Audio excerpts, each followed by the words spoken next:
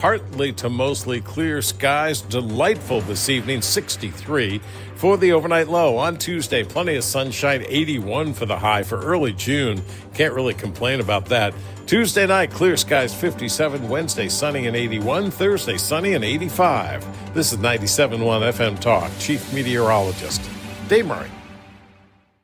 The Annie Fry Show is sponsored by Air Comfort Service Heating, Cooling, and Insulation. May is Mental Health Awareness Month. Air Comfort Service is proud to support NAMI St. Louis in their mission to improve the lives of those with mental health conditions. Visit aircomfortservice.com/community to learn more. Annie Fry, Ryan Wiggins, Brad Rain. That's us. That's right. Gotta love this American ride. What do you want from me? I'm not America's sweetheart. For goodness sake, kid, keep your voice down. Your father's listening to the radio. I'm not America's sweetheart. This is the Annie Fry Show on 97.1 FM Talk. Welcome to the Annie Fry Show. Happy to be with you this Tuesday afternoon. As per usual, we've got a very fun show and big show lined up for you today. Greg Jarrett is going to be with us in about 15 minutes from right now. And I am going to ask him, among the multiple things that are going on right now, I am going to ask him, Ryan, I think you might like this. It's June. You know what that means? Pride Month. Yep. What else? I'm going to ask Greg Jarrett about that. Oh, you are? No, Okay. I'm going to ask him at the end of June. Isn't that when we're supposed to get all those Supreme Court rulings? Oh, no, I didn't know. I don't know. Birthright citizenship is the big one that's just looming out there. So I do want to ask him his thoughts. I don't like to make people make predictions because they don't generally like to make predictions. But I do want to know his thoughts on the birthright citizenship ruling because that is going to be monumental one way or the other. Toss to me and I'll go, what's your prediction? On the birthright citizenship or Yeah. Pride Month? No. Birthright citizenship. I need you to write down exactly what you mean before I agree to it. And I want your name signed at the bottom. But we're also going to talk to him about those Biden tapes. Now, President Biden has sued to keep the tapes from his testimony that was given when they found out that he was a feeble man with a poor memory or something like that. That's something that I think is very interesting. What are they working on trying to shield the public from? And Greg Jarrett is going to be with us. He's got a piece for last week on FoxNews.com. Release the Biden tapes and let Americans hear the truth for themselves. Isn't that the whole point? Maybe America hears the Biden tapes, listens to President Biden in his own voice with his own words, and comes to the same conclusion that that Her came to, which is that he was a nice man with a poor memory. Maybe that's the conclusion, because it sounded like he committed a crime, but the reason they weren't going to charge him with that crime is because he was too old and feeble to go through the process of a trial. Maybe that's what the conclusion that they come to after listening to these tapes. The real question is not what happens to Joe Biden then. The real question is what happens to the deep state that set up a situation and lied to the American people in the process. And yeah, the American people have the right to know if they were being intentionally deceived. I want to know. I am of the camp that says that if Biden said it, it's probably true. And so if he wants to protect these tapes from coming out, it's for a very good reason. We don't need to know. Trust his judgment? I trust the man's judgment. You know why I don't trust his judgment? When he played Mario Kart, he picked Luigi.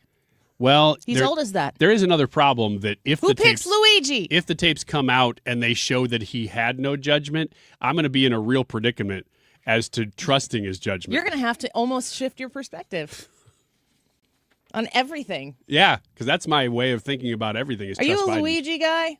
Yeah, I am. I believe it. I like in Mario 2 when he jumps his little feet kick. I think there is one Mario game where Luigi is a better pick. I don't know that I think it's Mario 2. Like Nintendo. Yeah, original Super Mario Brothers 2. Where Princess flies forever? Princess flies, she's really good. Toad can dig really fast. You have to really measure the hang time of Princess. Luigi can jump and just kind of stays in the air longer. Mario, nothing. Predictable, though. Nothing from Mario. Reliable. No, but there's nothing to him. It's a worthless character in You're Mario gonna 2. Ask Greg Jarrett about that before or after Pride Month? First Pride Month, then Supreme Court, then Mario 2. Greg Jarrett, welcome to the show. Which Mario Kart character do you pick when you play Mario Kart? No, Mario 2, not Mario Kart. Well, I'm going to be very specific. Mario Kart is the one where Biden picked Luigi, and I've never forgotten that. The only reason why I kind of like it is because I think that it was because he let his grandkids pick Mario, but how are you going to teach him about life?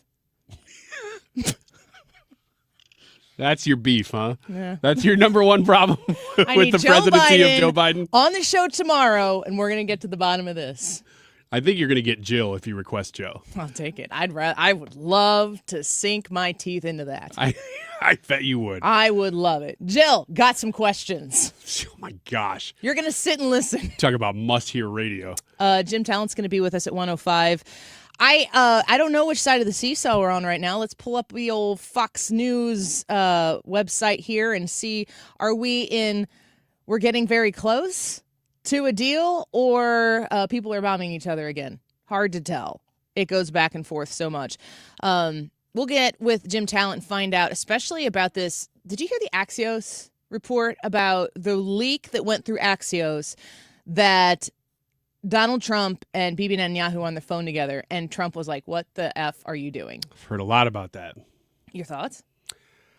They have a really interesting relationship in that they are friends and they fight a lot. And I like that because they should be our ally. You and me. Yeah, exactly. They should be our ally, but also we're two sovereign nations. We have different goals.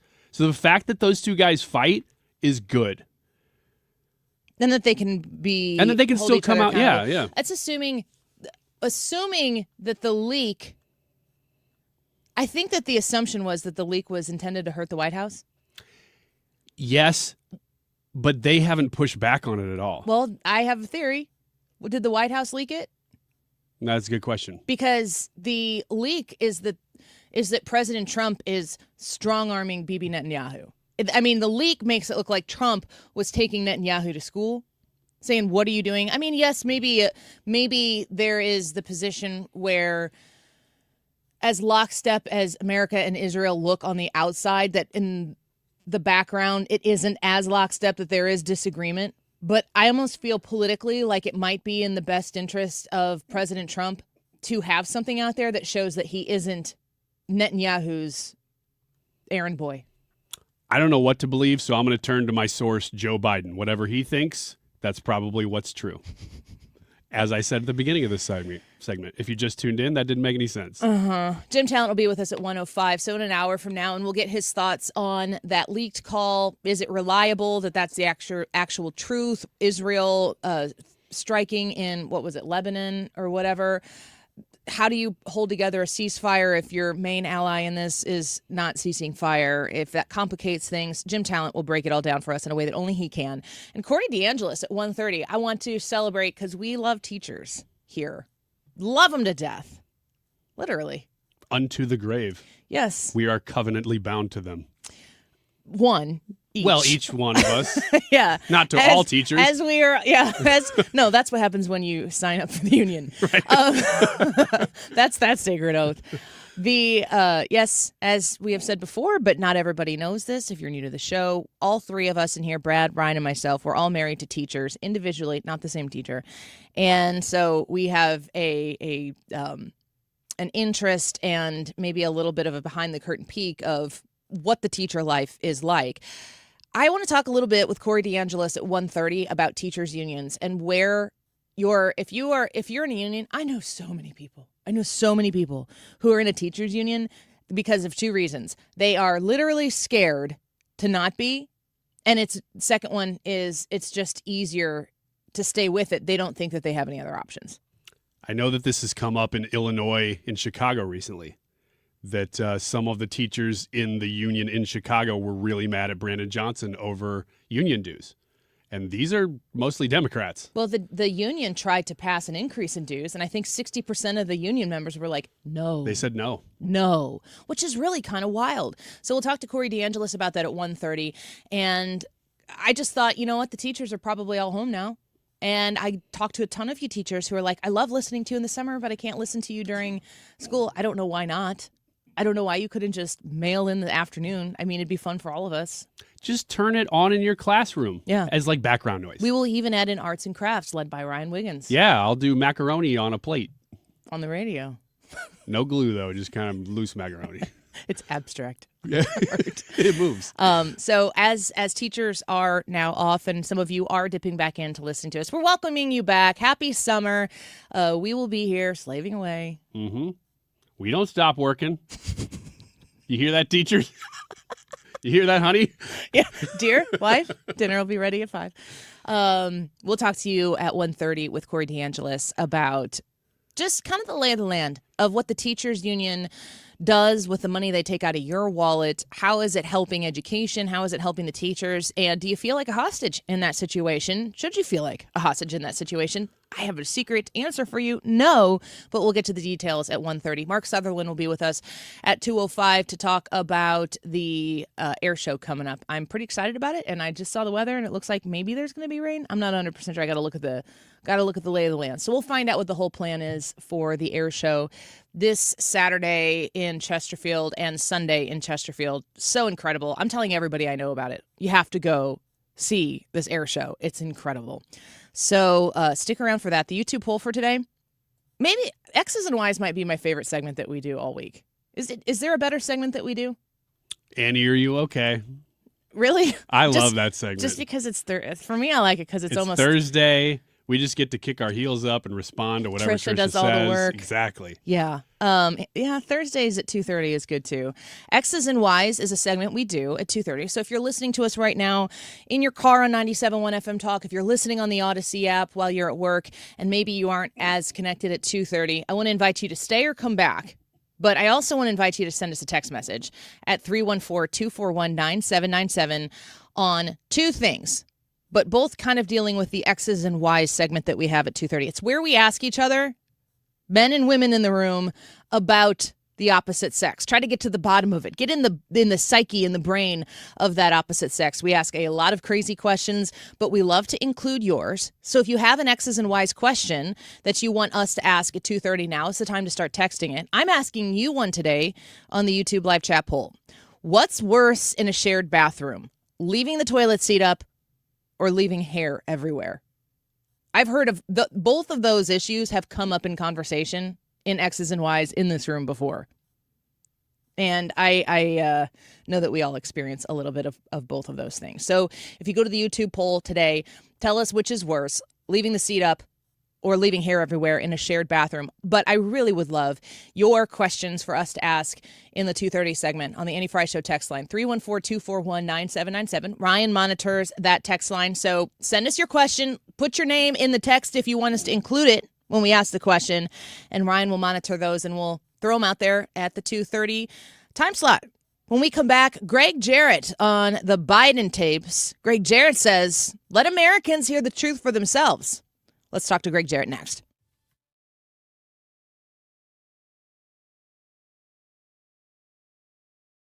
Things in Washington, D.C. may seem unsettled at times by their lack of progress, but one department in the U.S. government is progressing. That is the IRS. Hi, this is Lance Drury with the Lance Drury Law Firm. The IRS is in full function to collect on unpaid taxes. If you've been putting off a tax problem, it's time to call the Lance Drury Law Firm and get it resolved. Don't think the government is too busy to focus on my issues. Too many of my clients thought the same. So if you owe back taxes or haven't filed returns in years, it's time to call the Lance Drury Law Firm and finally resolve your tax issues. Remember, if you have tax problems, you have legal problems. Call the Lance Drury Law Firm. Our office is right here in St. Louis. Or call 314-260-6120 or visit lancedrurylaw.com to schedule your free consultation with your local tax resolution law firm, the Lance Drury Law Firm. The choice of a lawyer is an important decision and should not be based solely upon advertisements. Do you owe $10,000 or more to the IRS like Mark? I've been doing home remodeling for 30 plus years, but the economy crashed. I wound up losing my home, losing my job, and on top of that, owing the IRS a ton of money. I owed the IRS $114,000. It really, truly was the worst part of my life. Then Mark found tax relief advocates. On news radio, I heard about TRA, and I thought, what's the worst that could happen? So I picked up the phone and I called them. When it was all said and done, TRA settled my $114,000 debt for $100, and I'm telling you, I was ecstatic. Could not believe it. Would recommend TRA to anyone. If you owe 10 or even hundreds of thousands of dollars to the IRS, don't lose hope. Do what Mark did and call TRA for a consultation. But TRA did. They gave me a second chance, and I'm forever grateful. Visit TRA.com or call 800-491-9914. 800-491-9914. That's 800-491-9914. Nothing makes a gathering great like Eggland's Best Eggs. They're just so delicious with better nutrition, too. For us, it's eggs any style, as long as they're the best. Eggland's Best. Better taste, better nutrition, better eggs. Annie Fry is St. Louis conservative.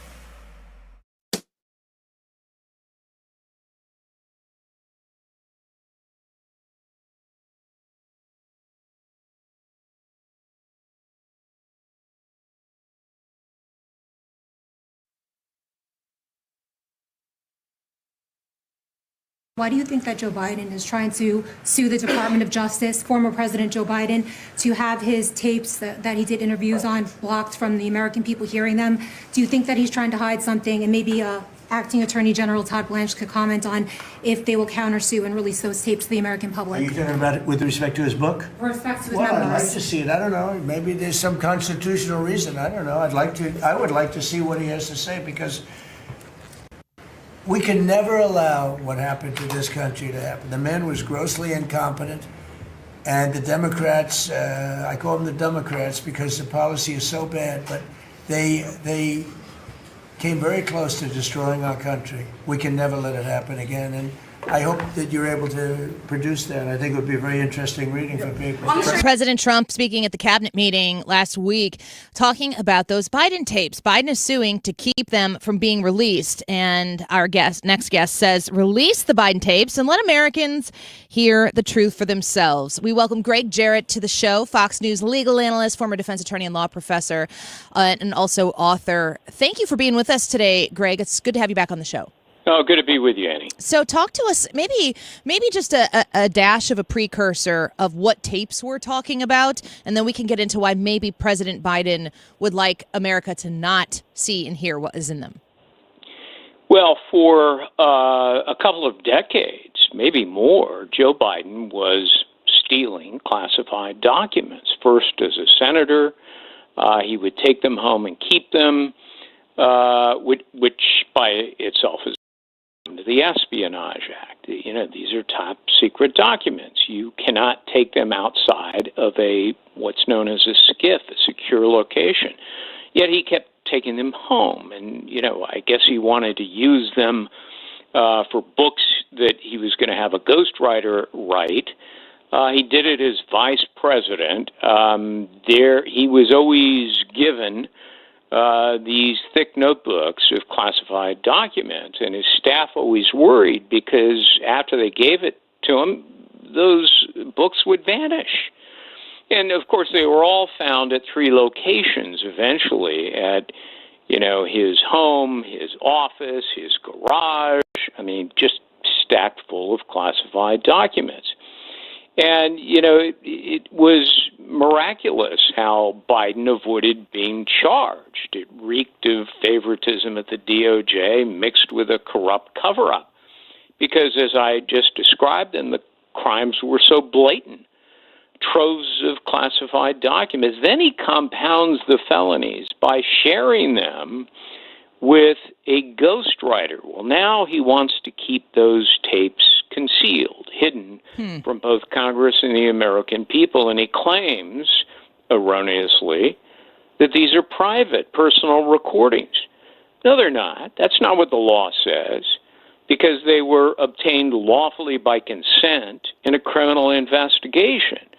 So Biden does not have a privacy right under the Fourth Amendment.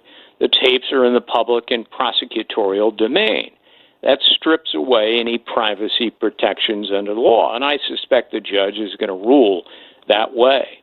So we're talking about that. So these are the tapes that are in discussion here, and President Biden as I understand it, has sued to make sure that those tapes, the investigation into what you've just described here, that those tapes do not become public.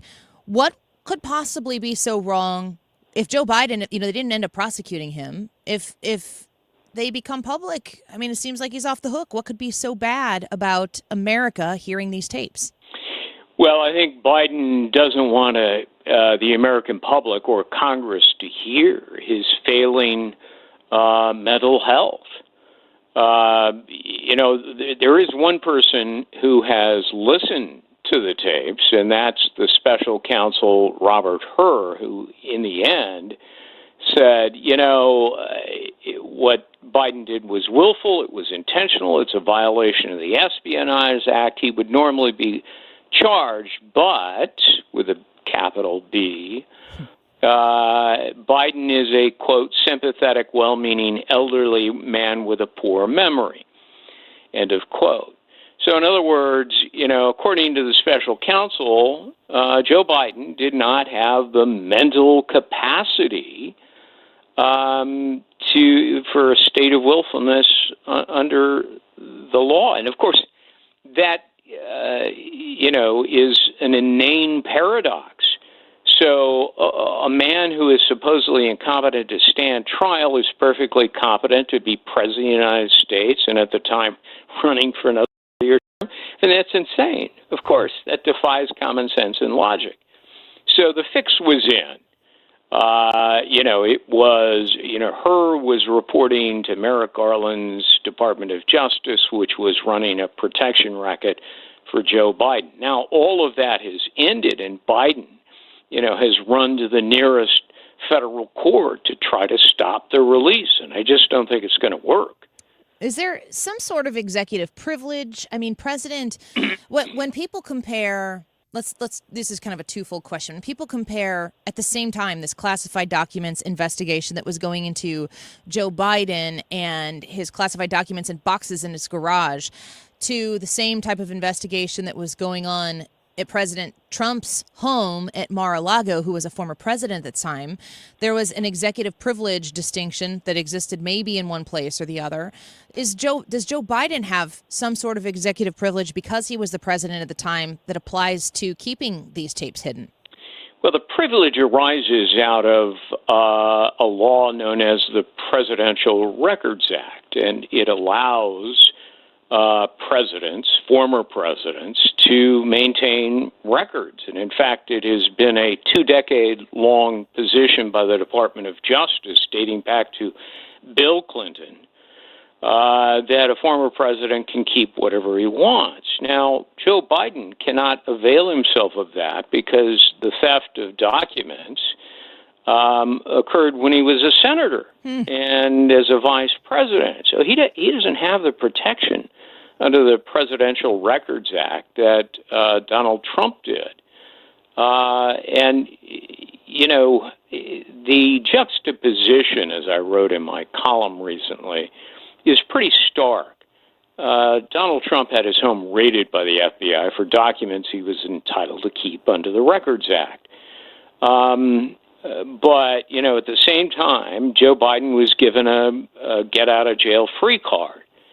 It's one of the reasons, I think, why Americans have increasingly come to distrust our system of justice. They see two sets of rules, one for everybody else, one for Donald Trump. And they've lost faith in our legal system. I don't blame them. I have too. Yeah. It is a struggle to just assume that there is a set of standards that's going to apply to President Trump and everyone else. And, of course, people who support President Trump feel, by way of extension, that double standard applies to them as well. If these tapes were to be released and potentially expose, like you have in your article here, why was Biden spared? The most obvious explanation was his perceived senility. If that were to be exposed, does it beg the question about further investigation into who was protecting that perceived senility? Does it lead us to another question that would deserve another answer? Well, you could only be prosecuted if you were lying about his mental health under oath. Lying to the public is not a crime. Although sometimes I feel like it should be, which means everybody in Washington would be behind bars. Yeah, they're all liars. And, my friends in Washington aren't going to like that, but I've watched it unfold for the better part of 5 decades as a reporter. Look, I think these tapes will reveal senility, dementia, some sort of, declining mental acuity. That was intimated by the special counsel, Robert Hur, who listened to the tapes. But mostly it just shows criminality, because you hear Joe Biden telling the ghostwriter for 2 separate books in 2007 and 2017, I have classified documents. Let me go get them. And he goes and gets them, and he reads from them verbatim. Well, you can't share classified information with somebody who has no security clearance whatsoever. That is also a crime. So it was a twofold crime by Joe Biden. Stealing classified records, keeping them in an unauthorized place. But second of all, sharing it with somebody who has no security clearance. These are sort of the same things that Hillary Clinton should have been prosecuted for, because she housed classified top-secret documents in her home, which was unauthorized. And in fact, James Comey at the time stood in front of cameras and said she clearly committed crimes. And then he made up a standard that doesn't exist when he said, but no reasonable prosecutor would ever bring such a case, which is ludicrous, because every prosecutor in America would love to bring that case against Hillary Clinton because it was a slam dunk. She had him in her home, period. And it's not just intentionally doing so, but under the statute, it's also gross negligence. So at the very least, it was reckless and negligent. Do you have an expected timeline as to when we might get access to these tapes, if we do? No, I really don't. It is up to the judge, and the judge is someone who was appointed among the first of Donald Trump's appointments to the federal bench back in 2017, his first year in office. She hasn't given indication. We haven't even had a hearing in court. So it's going to be some time. The briefs were fairly, only half the briefs are in, fairly lengthy, and the response brief is going to be lengthy as well. So there's no way to know. Last question before we let you go, and I just wanted to ask you your thoughts and anticipation on the Supreme Court ruling on birthright citizenship. My understanding is we should get it by the end of the month, a little bit earlier in May. President Trump kind of quipped about saying it would be a disgrace if the Supreme Court of the United States allowed that to happen. Remember what I said, 20 to 25% of the people coming into our country will come in through birthright citizenship. It almost seemed as though he was laying the groundwork to maybe hear a ruling from the Supreme Court that he didn't like. I'm just wondering your thoughts on this pending ruling. I talked to him about it. He's not terribly optimistic that he's going to prevail on that. I wrote a column the first month of his presidency, second term, in which I argued that he really does have a valid argument on birthright citizenship. I went back to the period of time in which that constitutional amendment was crafted, and I read the legislative history, and the sponsors of it made it abundantly clear that it was not meant for the purpose that it has come to be, for children of people who are here illegally. And if you read their remarks on the record, it's clear. But as I listened to the oral arguments recently at the Supreme Court, that didn't seem to resonate with them. And I'm mystified and bewildered why it didn't. It should have won the day. So I think they're heading in the opposite direction, and Trump may not win this one. Do you anticipate that it will be close, one way or the other? Yeah, no way to know, really. Often you can easily read the tea leaves during oral arguments. This one, I couldn't do that. So it's really hard to know what the vote will be, I tend to doubt it's going to be unanimous. All right. Well, Greg Jarrett, always a pleasure to have you with us. Thank you for sharing your expertise and insight. We're grateful for it. Anytime, Annie. Take care. You as well. Bye-bye.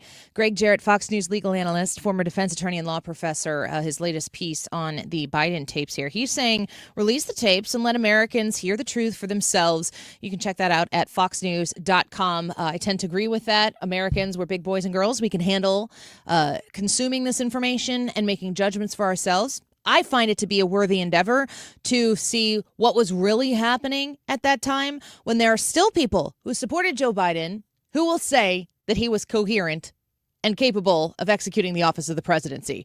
Today, there are people who will still say that while he was the president of the United States, that he was up there, upstairs, functioning correctly and capable of executing the office of the presidency. Within the same week that Jill Biden was like, he might have been having a stroke. Hard to say. Hard to tell. His wife, the first lady. Woof. In the words of Ethan Hannaford. Let's take a quick break. The YouTube poll for today, leading into our 2:30 segment, X's and Y's, where we're going to ask questions about the boys and girls, the things we don't understand about each other and want to learn a little bit more about. What's worse in a shared bathroom? The toilet seat always being left up and being gross, or leaving hair everywhere? Both things are pretty nasty. Which one's worse? You go to the YouTube channel, the Annie Fry YouTube channel, and you'll see the live chat right on our live broadcast, which is where you can vote. We also want your questions for X's and Y's at 314-241-9797. We'll be right back.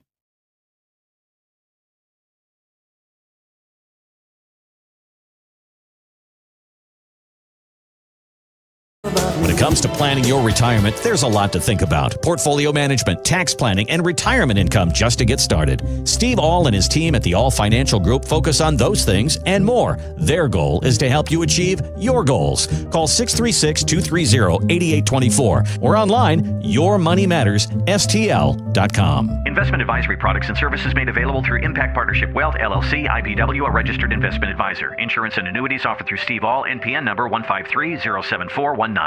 Get everything you need for your garden project now at Menards. Schultz Granule Plant Food is specially formulated to make your flowers healthier and bloom brighter. It's easy to use, requires no mixing, and it contains micronutrients that encourage rapid blooming while providing rich color and strong root development. Save big on Schultz Plant Food, located in our garden center. And don't forget to check out our weekly flyer on Menards.com for all the great deals happening now. Save big money at Menards. I'm Ultima Morgan of Morgan & Morgan. Every time one of my children started driving, it was terrifying. Thousands of accidents happen across the country. We see it every day. If you've been injured in a car accident, call us. Dial pound law or visit forthepeople.com for an office near you. Tony LaRussa here. Has your loss of energy and weight gain thrown you a curveball in your relationship? If so, go see my friends over at Victory Men's Health. Discreet first-class professionals will help you hit those curves out of the park. VictoryMen'sHealth.com. That's VictoryMen'sHealth.com. According to MasterCard, nearly half of small businesses have been a victim of a cyber attack. As cybercrime escalates, ThrottleNet is calling on businesses to strengthen their security posture by taking a free online IT security audit right from your desk. This 3-minute online assessment provides an immediate score to see security gaps and vulnerabilities in your network. For 26 years, ThrottleNet has supported your business IT everything right here in St. Louis. In fact, no client of ThrottleNet has ever paid a ransom. So visit ThrottleNet.com/971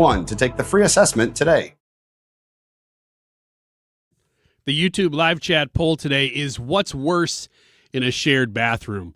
Now, you may have many, many different answers to this question, but we're asking you between these two answers. Leaving the toilet seat up or leaving hair everywhere. That is part of our X's and Y's, which will be played at 2:30 this afternoon. If you want to have any questions for us to answer between the sexes, what would you like to know? Let us know about that too. But that is the poll. We're asking you to weigh in on what's worse in a shared bathroom. It is 12:37. This time check is sponsored by Jerry Kelly Heating, Air Conditioning, Electrical, and Plumbing. It's time for a $98 AC tune-up. JerryKelly.com. Built on backbone, not buzzwords. 97.1 FM Talk, St. Louis conservative.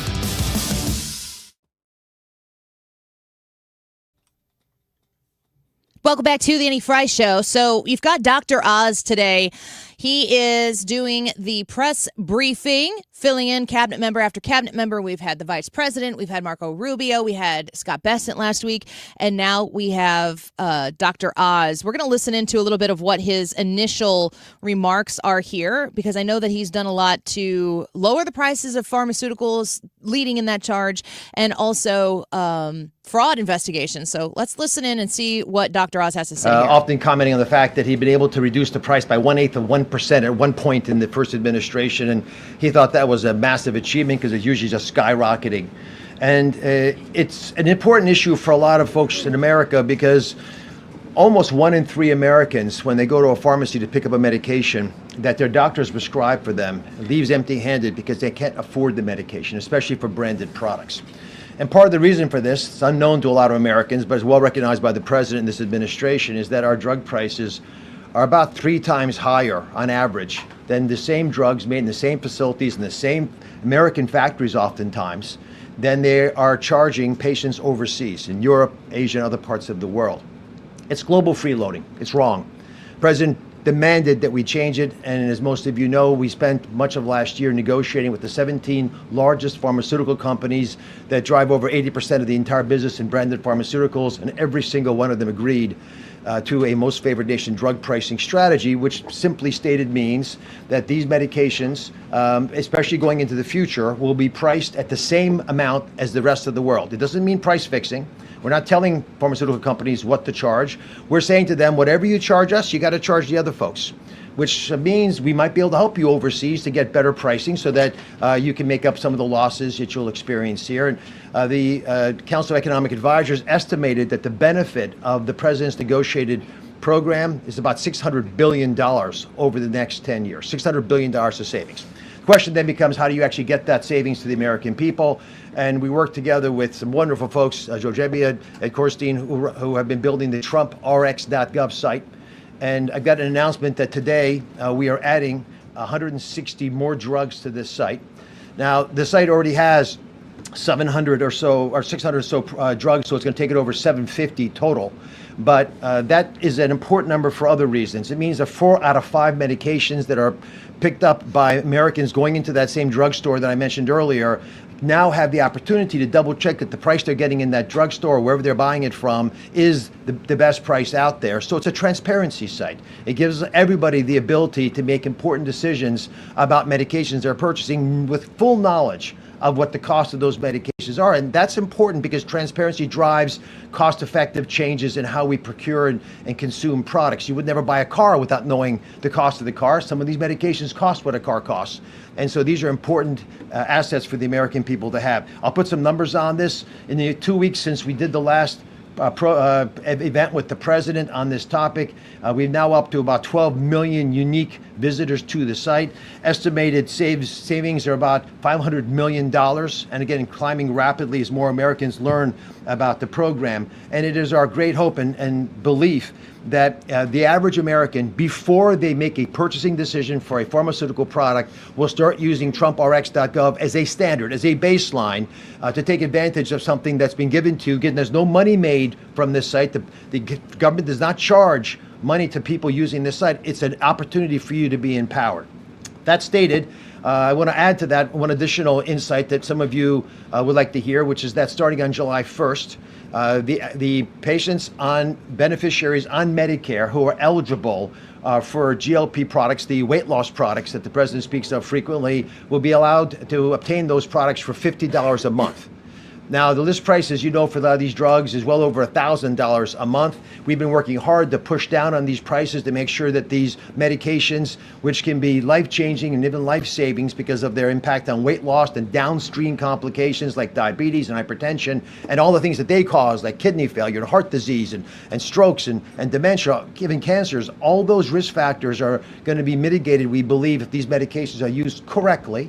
And so when doctors prescribe them, Medicare beneficiaries will be be able to obtain them for $50 a month. And we are hopeful that over the next few years, we will show an actual savings to the American taxpayer if these medications are used correctly and appropriately and consistently, so folks get the weight loss they desire with the downstream benefits that I mentioned earlier. I also want to touch briefly on the crushing of fraud, waste, and abuse made possible by the Vice President's anti-fraud task force. The White House task force has been aggressively going after an all-of-government approach. I'll speak personally as the person charged with the Medicare and Medicaid services. When we identify, by looking at the data, which we have plenty of, that there's an aberrancy in how these bills are coming into us, so there might be fraud there, it's incredibly empowering for us to quickly call the Office of Inspector General or the FBI, the Department of Justice, and to have Todd Blanche call back and say, here's what we're going to do about what you just observed, or call Scott Besson at Treasury and say, we need forensic accounting, something is going on here, where are they hiding the money? And I want to emphasize that this is sophisticated work because our opponents are extraordinarily sophisticated in their attacks on our system. They just need to have a Medicare beneficiary number or some of their ID, which is basically a credit card, and they can begin charging against the federal tax dollars that go into Medicare and Medicaid. That's one of the reasons we're seeing such high amounts of fraud in different parts of the country, and we believe there are organized criminal groups behind some of these endeavors. So I wanted to walk you through a couple of these examples because our goal is to stop the money from ever leaving the building. That is the best way to protect the American taxpayer. As you know, we were in Minnesota last week where the largest autism takedown occurred. A mother and a daughter, adult daughter, were accused of tens of millions of dollars of theft. Just to put this in perspective, the reason these are so important is if you defraud the system, you don't just take money out of the system. People steal your money. The money from our most vulnerable Americans are going to steal their health. They'll steal their life. And that's what we have been seeing in some of these takedowns. Unfortunately, when these events don't happen in a timely fashion, you lose the whole program. So in Minnesota, the state itself stopped non-emergency medical transportation, which is when you need someone to take you to the doctor's appointment. They cut the whole program. It's gone. It's finished. Because they could not deal with the fraud. It went from an estimated $1 million a year, how much can it cost to take a card to a doctor's office, to over $100 million a year, so they killed the program. And that, of course, we believe, because it doesn't provide the kind of care we desire for our fellow Americans, can be problematic. We don't want that to happen in other endeavors as well. So we've been working with the state of Minnesota. We're not happy with some of the things we've been encountering as we look at their receipts on the services they provided, which is why we deferred $350 million to the state of Minnesota, and we're waiting to hear feedback from them. Other states have also been problematic. California comes to mind, where we've made several trips of late. 1/3 of all of the hospice in the entire country. And hospice is this precious, beautiful program built in the 80s to take care of people with dignity in the last months of their life. Classically, someone has metastatic cancer, they're going to die. It's going to happen in a few months. You give up your Medicare, because why would you want Medicare? You don't need all those things. Take hospice instead. But that trade has risks with it if you don't actually have a lethal problem. And when 1/3 of all the hospices in the entire country are in Los Angeles, not even California, and Los Angeles, that creates issues. First of all, it's not plausible, but it also means someone's been ignoring the problem. And in fact, there was a call 4 years ago by the state auditor in California to address these problems. It was not managed. So our agency has now suspended payments to 850, almost half of all the hospices in California now have been suspended, but they're no longer being paid.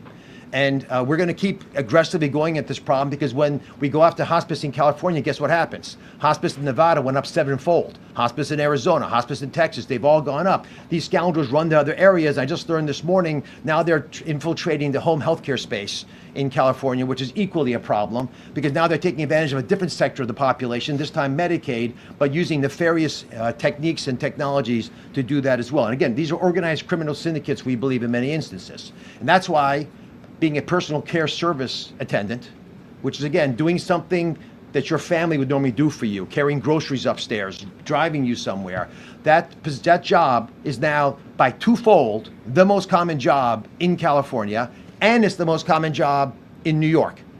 Again, this defies belief that you can get that much growth in single sectors, but these are well-paid jobs that have become now ubiquitously available. There's not been strong guardrails. The last administration did not think that this was an important endpoint. The endpoint was enrolling people and getting people onto these different programs. And that has led to a tremendous opportunity for corrupting the system. And that's what we're witnessing. Dr. Oz giving the press briefing today, talking about two things. I guess it's two things that are, I think, really important success stories from this administration that are going to outlast President Trump's time actually in office. Lowering costs of pharmaceuticals and providing, if it's functional. Gosh, you remember when the Obamacare website? Do you remember how much the Obamacare website cost? Do you? I'm gonna say it was $835 million. $840 million. Ooh, I was close. The last time I asked you that, you were like you guessed at a tenth of what it was. But now you've got that locked in. Wait a second. Hold on a second here. A different headline here says Bloomberg.com. Obamacare website costs exceed $2 billion. $2 billion? $2 billion. Oh, so the 835, 840, that was probably the very beginning of it. Yeah, this is a Bloomberg.com article from September 24th, 2014. Obamacare website costs exceed $2 billion. I'd do it for a tenth of that. I would learn to code. At least half. Just one B. Yeah. Learn to code. Now that's funny that learn to huge code industry. Was if you learn to code, you probably got 2 years of a job out of that before AI is like, don't need to learn to code. I know people in that industry and they're going, oh. Are you kidding me? I'm thankful to be employed. Very, very frustrating. What were the jobs that they were saying weren't going to exist anymore to learn code? I don't know. Mining. Hard labor. Oh, because we weren't going to use coal anymore. Dummies. It's the content you've been waiting for. Wiggins America Next. Toys from the 70s and 80s that you may not let your kids play with today. Stay tuned. Stuff you may have played with. We'll be right back.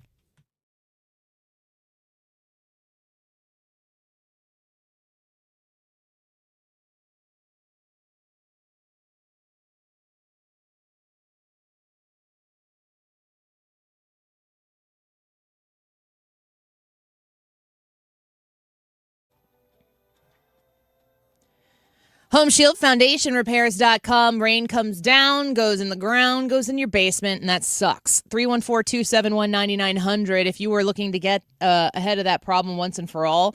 If you have a foundation repair concern, Matt Hayes wants to earn your business. He'll come to your home. He'll assess your basement concerns and probably be able to identify where the problem is, how it started, and really get to the bottom of fixing it so you don't have to worry about this wet basement issue any longer. 314-271-9900.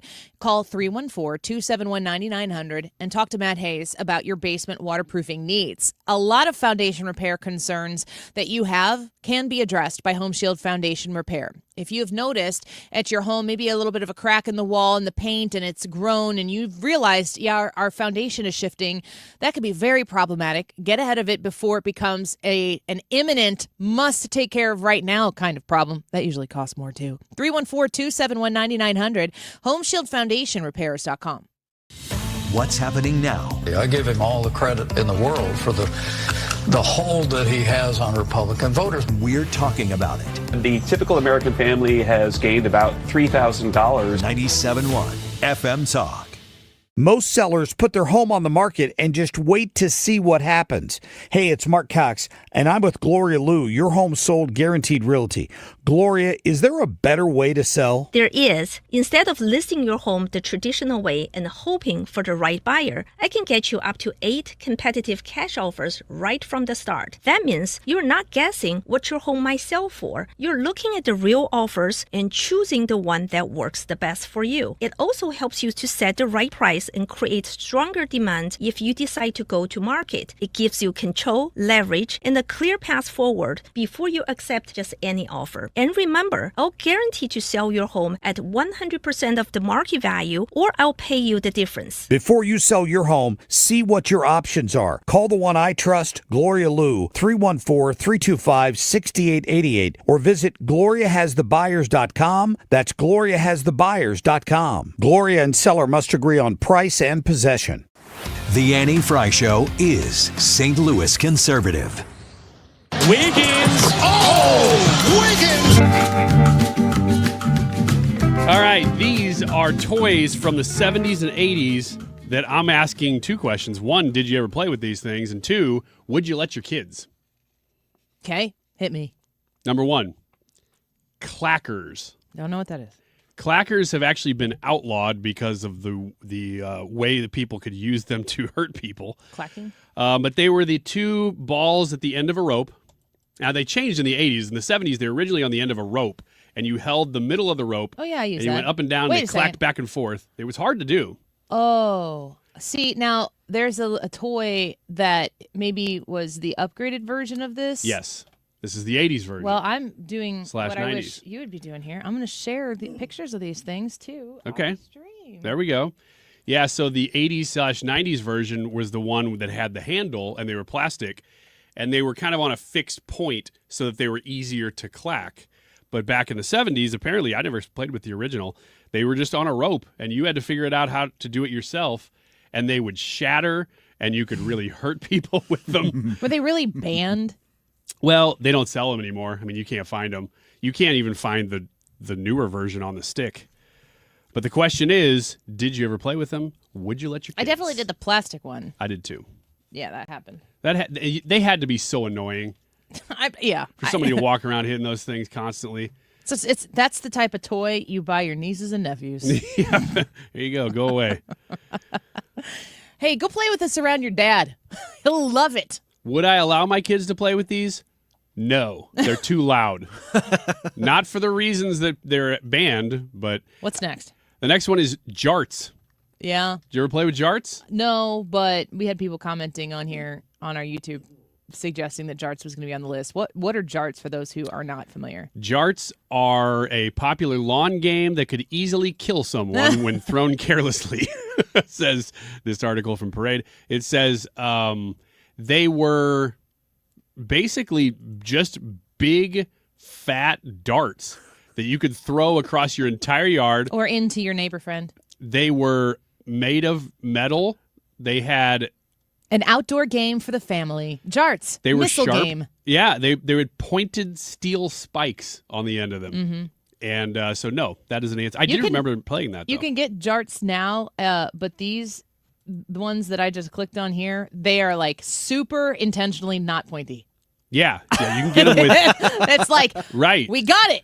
We understood. We've figured it out. Yeah. And nobody cares to play it anymore anyway. The Easy Bake Oven. Oh, man, my sister had one of those. Yeah, I think I had one of those at one point. I don't know that. I mean, it was such a pain in the butt to go through things, and it never really tasted good. No, yeah, it's like, why don't you just use the oven? It wasn't worth the effort, I guess, at some point. Kids- I could also just use my family's oven. Yeah, you just use the oven. Kids can bake their own cakes, but they could also burn themselves on the heated elements if they weren't careful. I don't remember this one. This was definitely a 70s. Uncle Fester's Mystery Light Bulb.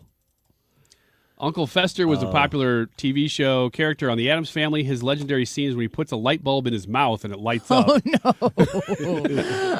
no. To use the toy, though, a toy came out doing that. To use the battery-operated light, you had to put a piece of aluminum foil or gum wrapper on your tongue to complete the circuit and make the bulb light up. No. That's a no from you? No. You sure? Let's go to one that everybody does remember. There is a whole generation of people listening right now that goes, we did that and we turned out fine. Well, except the ones that are dead. I know. They aren't here to tell us they're fine. The slip and slide. Yes. Man. They're still around today. You can still get these. You ever been on a slip and slide that was carefully laid on top of some rocks? Oh, how about some tree roots? Yeah. Awful. You go through, Bad. it's too late to stop. And Yep. It's just like, bam. Why am I doing this? Yeah. There was a great spot in my neighbor's yard, but it started to get tree roots over the time, and you didn't know it until it was too late. You're like, oh, no. 16 feet, ages 5 to 12. It's crazy. People scoot like seals. Sold. We did this once when I was an adult, probably in my 20s, that they just got a huge, long Tarp? piece of plastic Mhm. and did a whole backyard and just dumped soap all over it. It Yeah. was pretty fun. Yeah. What is it that like spins in a circle and you can hold on it? You can like ski. Do you know what I'm talking about? I've seen Merry-go-round? something like that. It's like motorized. It's next level Hoosier stuff. Sounds fun to me. Oh, Jim Talent, Corey DeAngelis in the 1 o'clock hour. We'll be right back.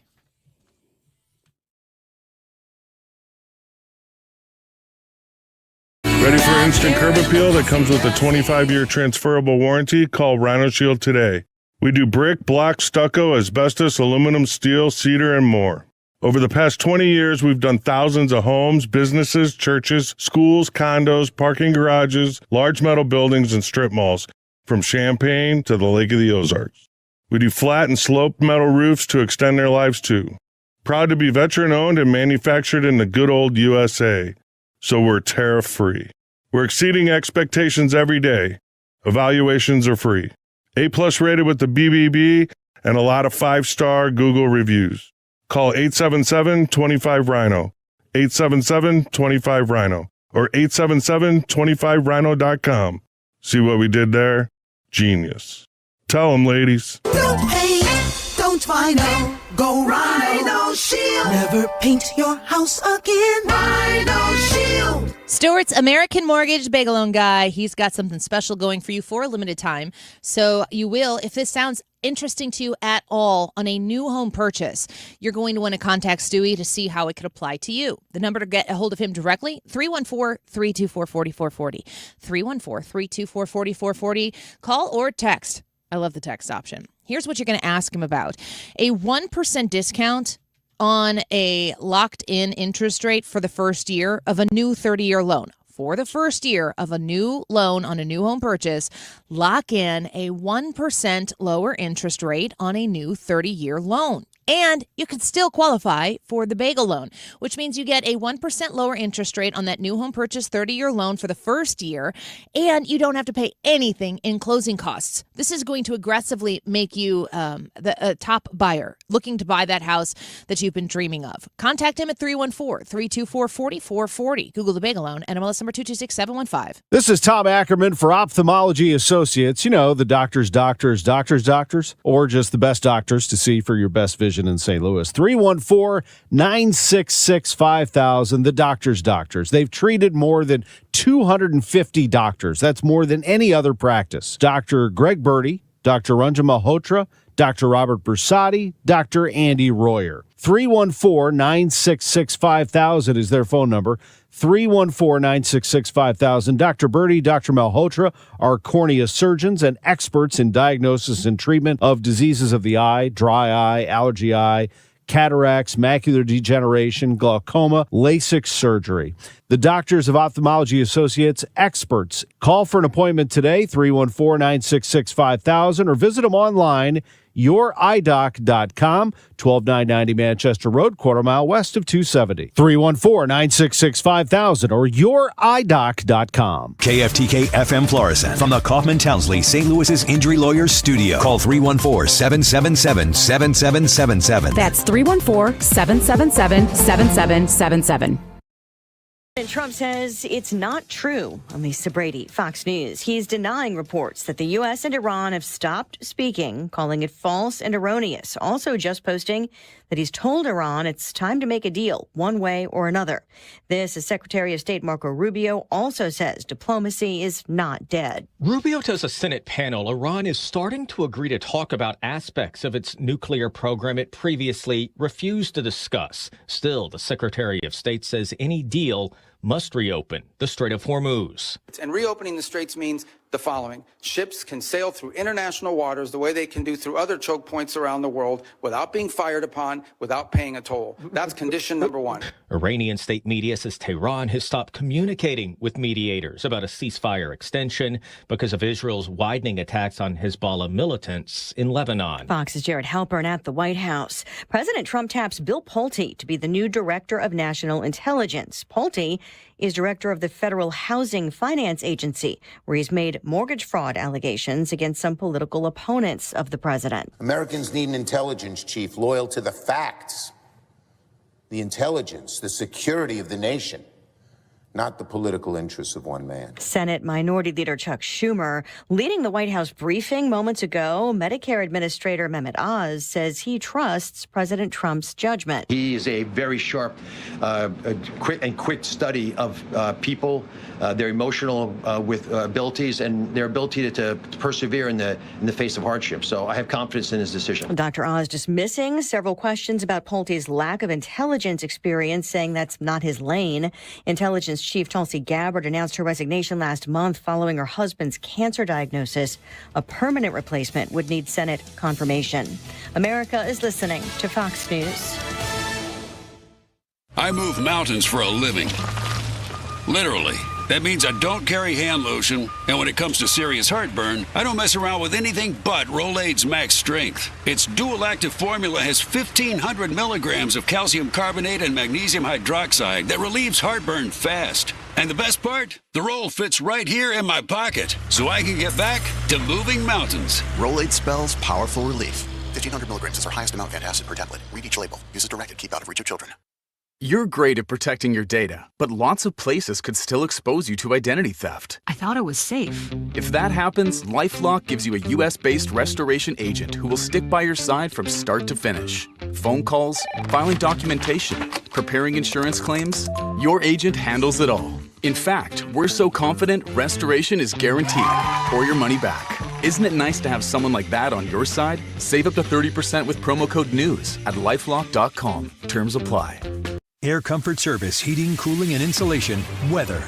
What a pretty evening. All the unsettled weather is gone, partly to mostly clear skies. Delightful this evening, 63 for the overnight low. On Tuesday, plenty of sunshine, 81 for the high for early June. Can't really complain about that. Tuesday night, clear skies, 57. Wednesday, sunny and 81. Thursday, sunny and 85. This is 97.1 FM Talk. Chief Meteorologist Dave Murray. The Annie Fry Show is sponsored by Air Comfort Service Heating, Cooling, and Insulation. Upgrade your HVAC system now, and you could qualify for Carrier Cool Cash rebates up to $2,600 and 0% financing for up to 72 months. Rebates available for a limited time. For a free estimate, aircomfortservice.com. Annie Fry, Ryan Wiggins, Brad Ring. That's us. That's right. Gotta love this American ride. What do you want from me? I'm not America's sweetheart. For goodness sake, kid. Keep your voice down. Your father's listening to the radio. I'm not America's sweetheart. This is the Annie Fry Show on 97.1 FM Talk. And they agreed to stop shooting at Israel and its soldiers. Likewise, Israel agreed to stop shooting at them. Let's see how long that lasts. Hopefully it will be for eternity. Axios reports the call between Trump and Netanyahu was tense. This is a piece of the outlet posting yesterday, quote, summarizing Trump's remarks to Netanyahu. The U.S. official said, "You're effing crazy. You'd be in prison if it weren't for me. I'm saving your A. Everybody hates you now. Everybody hates Israel because of this." A second source briefed on the call said Trump was, quote, pissed, and at one point yelled at Netanyahu, "What the F are you doing?" Now, at this moment, Israeli troops remain in southern Lebanon. Overnight, there were a few sirens across northern Israel from Hezbollah rocket and drone attacks, as well as a small number of Israeli strikes in Lebanon. Civilians in the Lebanese capital of Beirut are breathing a sigh of relief following evacuation orders that were issued by the Israeli military on Monday. So there you have Trey Yingst reporting earlier this morning on the leak of this phone call between Netanyahu and Trump. Can you take that for what it's worth? Is the leak accurate? Is there consternation between these two leaders? Maybe this is always how negotiations take place, and now we just got a little bit of a peek behind the curtain. Let's ask our friend Senator Jim Talent joins us once again. Great to have you back with us, Senator. Thank you for the time today. I was curious about your thoughts on this leaked discussion between these two leaders, Trump and Netanyahu. Is this par for the course, or is this detrimental to have this information out there? Well, assuming it's true, assuming they had a tense conversation, it's because at this stage, Israel's interest in reducing the threat in Lebanon is, in the president's view, conflicting with his interest in an effort to put to bed the problem of Iran. Now, they both have the same objectives, which is to finish dealing with the Iranian problem. I mean, the Iranian issue has been reduced from a deadly threat 2 years ago to now a problem that we're going to have to manage going forward, beginning with getting the Strait open. Trump is pursuing negotiations in an effort to do that.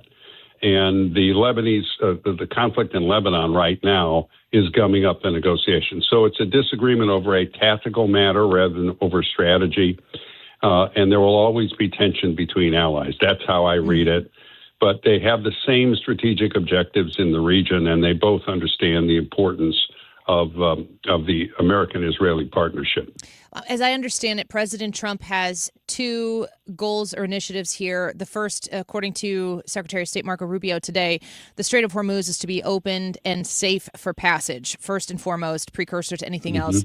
The second goal for President Trump and the United States of America to be no nuclear pursuit of any kind, whether manufactured or purchased by Iran in the future. Not going to happen. What is Netanyahu doing in Lebanon that is so important to Israel that they're willing to pursue that while we're trying to, I would think, jointly accomplish those initial two goals that we just stated? Well, he was northern Israel was attacked by Lebanon, not Lebanon, by Hezbollah in Lebanon. And they were attacked a couple of years ago. At one point, Israel had to evacuate about 100,000 of its citizens from the northern part of Israel. And Netanyahu is determined to push the threat from Hezbollah back far enough north so that at least their short and medium range missiles can't hit northern Israel. That's a major objective for him. Trump is fine with that. I mean, the two countries are working together, dealing directly now with the government of Lebanon to get them to disarm Hezbollah and making some real progress in doing that.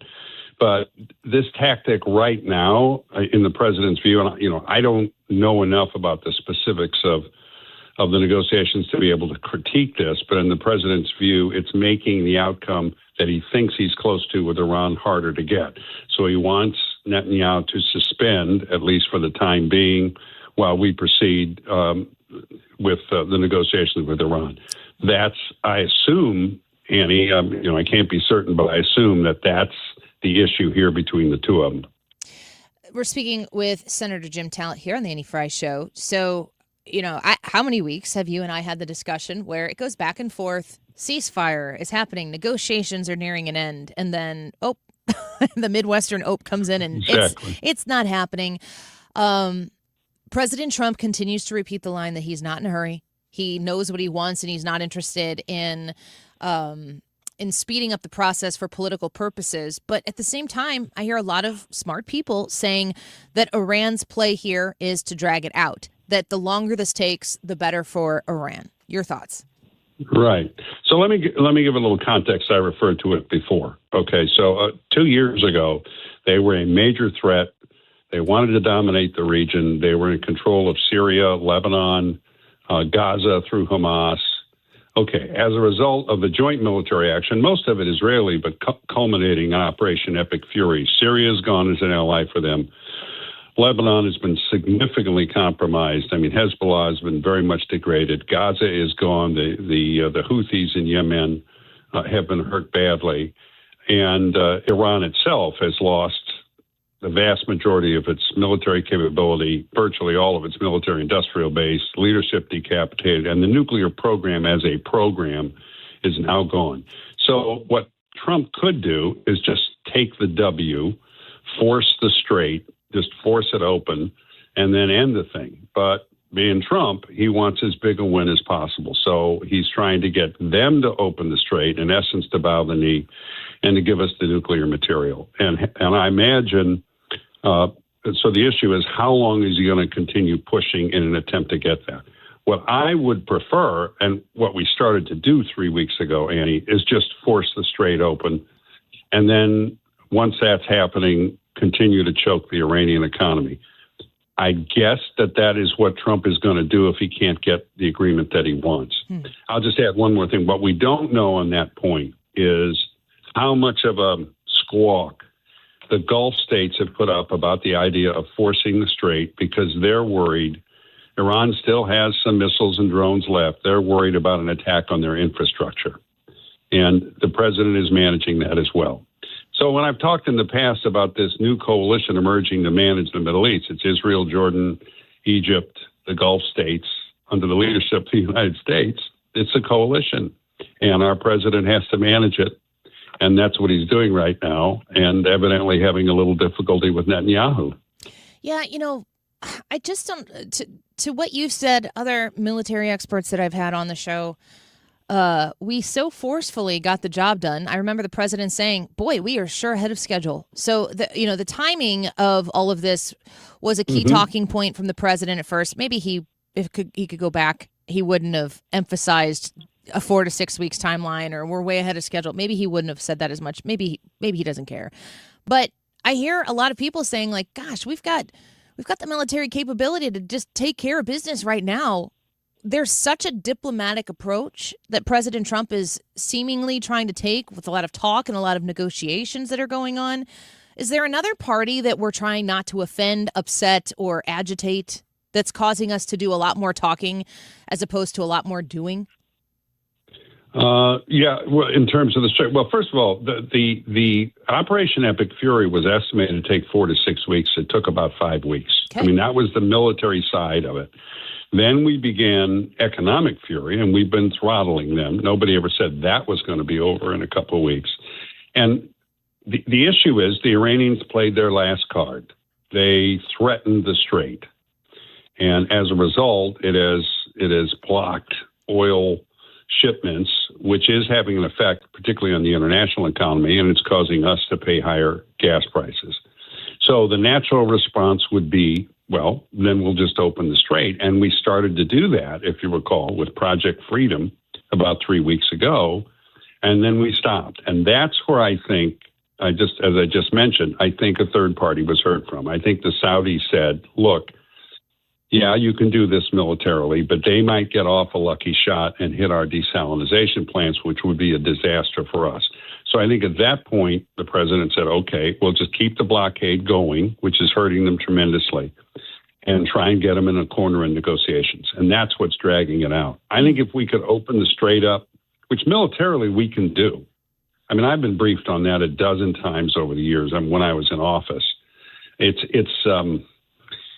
painstaking, difficult in the sense that, you have to escort these ships through, but we can do it. And at that point, we're choking them and they're not choking anybody. And I think it's game over. So if you want me to, to criticize, what I would say is, Mr. President, just tell the Saudis to put their big boy pants on. You're going to open up the Strait. And Can you quote you on that? It would be, yeah. I mean, it's just call MBS up and say, we're going to defend you. But at the same time, I understand because, from the Saudis' perspective, we've almost been too successful. From the Saudis' perspective, the Iranian threat, in terms of a regional threat, is basically gone. So from their perspective, they're saying, why should we risk our infrastructure? Mm-hmm. I mean, just open up the Strait, then we can police them going forward, which we can do. In other words, I'm not particularly concerned now going forward.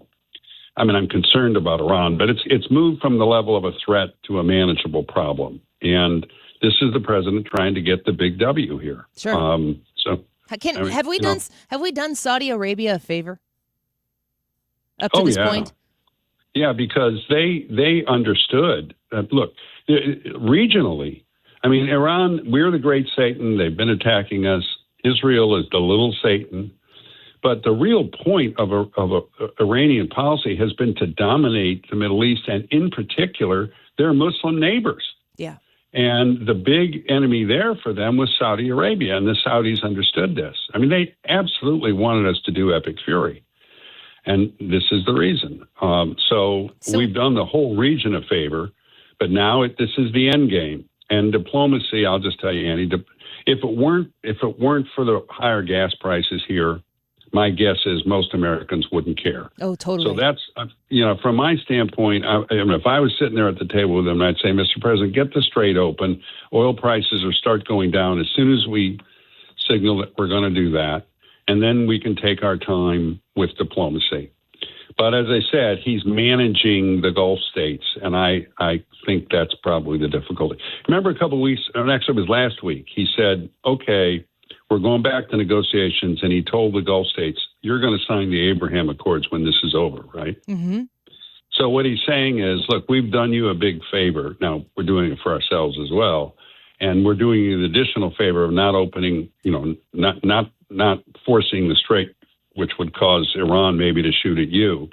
So now you can come back and sign the Abraham Accords afterwards. And we don't know what deals have been made along those lines. Senator Talent, I've heard the president say that we've, decapitated their ability to be this type of a nuisance, or way worse than a nuisance, devastating to their enemies through nuclear warfare, whatever they were pursuing. Can we not take out their ability to accidentally get a lucky shot off towards Saudi Arabia? Have we not done that to this extent? Or maybe there's something that we're just not aware of? Annie, it's all a question of risk. And, when you talk about warfare, it's rarely oh my gosh, we're completely vulnerable, or oh my gosh, we're completely safe. It's a margin of risk. Okay. So the answer to the question is we've seen this. I mean, you're getting reports. Iran launched 5 missiles at American forces, and we intercepted all of them, right? So, if you look at they've launched several thousand missiles in the course of this. A small percentage of them have gotten through, and the ones that have gotten through haven't done much damage because they don't have a lot of precision strike yet. So they can't even hit really what they're aiming at. But there is a risk. It's the same thing with the Strait. I mean, that's why I've tried to be careful on the program and say when we say they're closing the Strait, they have raised the risk of passage through the Strait to the point where the shipping companies don't want to move.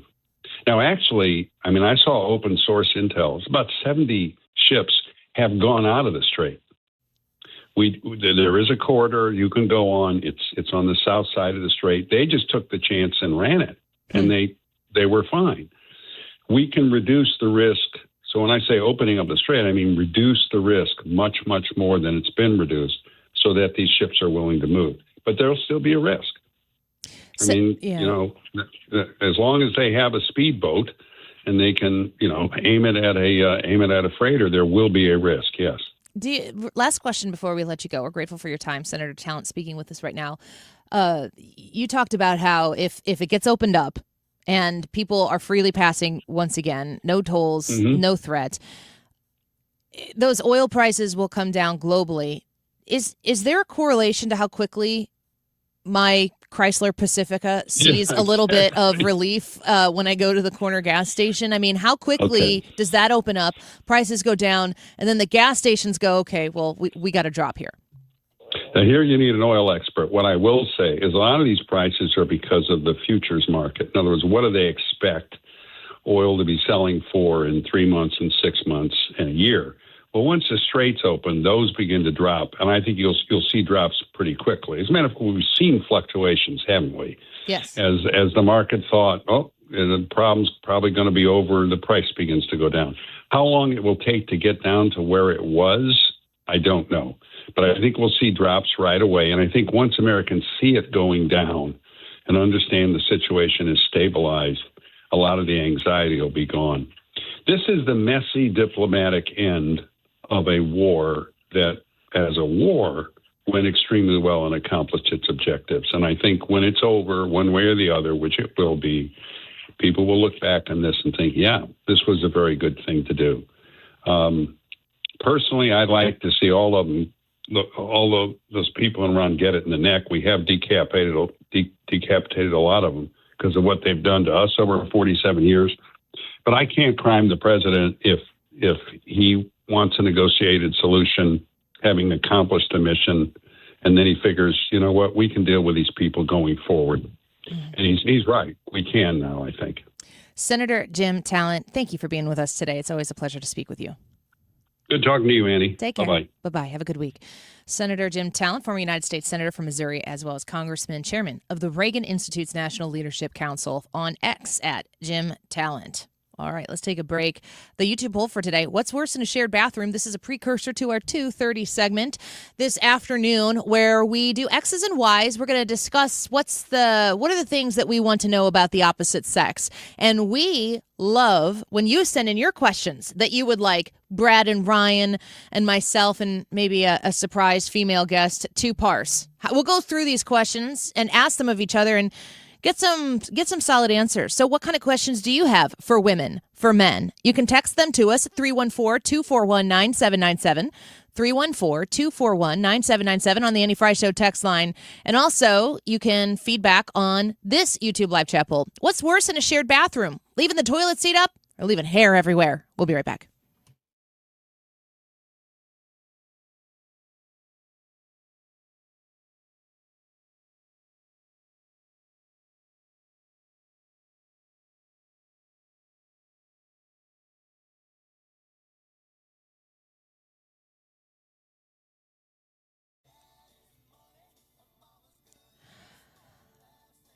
The Retirement Advisory Group, we're having another event, and I'll be there. Mark and Mark will also be there, Cox and Reardon. If you want to join us for this really cool, free, snack-attended event, it's great. This is an opportunity for you to learn about your retirement, to understand how the Retirement Advisory Group, how Bob Kershaw and Tammy Kershaw and Thomas Helbig come together to prepare you for the transitionary time for free. And it maybe will take up 45 minutes of your time. It's at the DoubleTree Hotel in Chesterfield. Beautiful hotel, great room. As I said, snacks. Tuesday, June 16th at 6:30 p.m. I get there early at 6, and I'd love to meet you, shake your hand, get to know you a little bit for about 30 minutes. We introduce you to the evening, to Bob and Tammy Kershaw that will be there, and then we turn it over to them. But please, sign up and reserve your spot. Bring a friend, bring friends. Come say hi. Would love to see you. And reserve your spot at 314-993-9494. Online at retirementkey.com.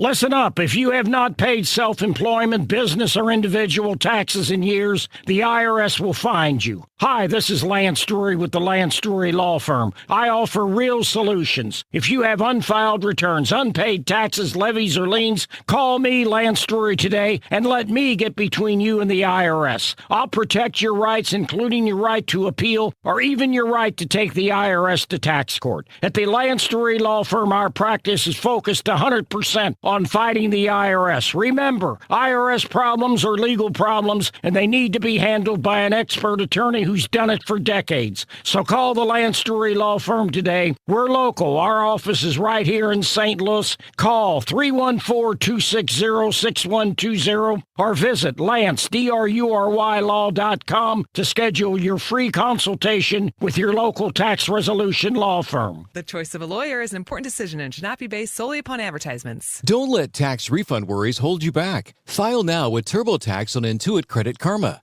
They'll find every credit and deduction to help you get every refund dollar you deserve or your money back. Start filing today in the Credit Karma app. You're listening to The Annie Fry Show. 97.1 FM Talk. St. Louis Conservative. Informer, you know, say that I'm a snowman, I go blame.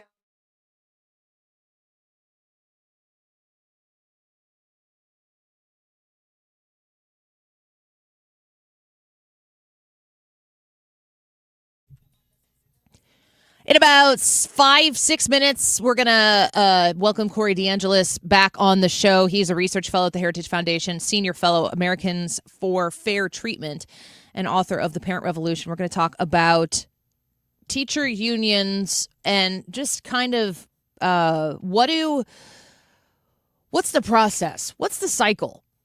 What are we doing? What's going on with teachers unions? Maybe that could just be at the segment, like what are we doing? What's going on segment?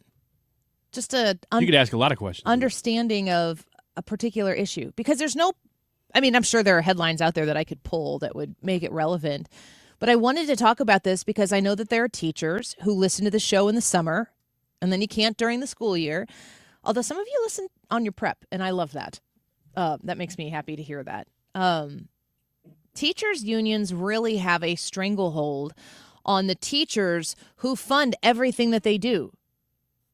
But what is the cycle of the money that comes out of your paycheck as a teacher? You fork that money over. And a lot of times, I think this is one of the questions I'm going to ask Corey specifically. There are national teachers unions, there are state teachers unions, but there are also local teacher unions, like within a specific district. Where does that money go? You know, I think it's also possible that when you maybe opt out of your state union, I think the money that you put into your state union fees, as I understand it, a portion of it goes to your local union and a portion of it goes to the national union. Feel free to correct me on that if I'm wrong, but that's the way I understand it. That you can't say, you know what, I'd like to participate in my local union, but I'm not really interested in the state part. You can't do that. It's all or nothing. And the money that comes in, how is it used to make teachers, I would say better at their jobs, but I do understand the intent of a union that comes together to protect teachers from getting hosed, because that needs to happen. Teachers deserve protection and from vindictive districts or vindictive parents that are trying to set out to ruin them from their ability to do their job.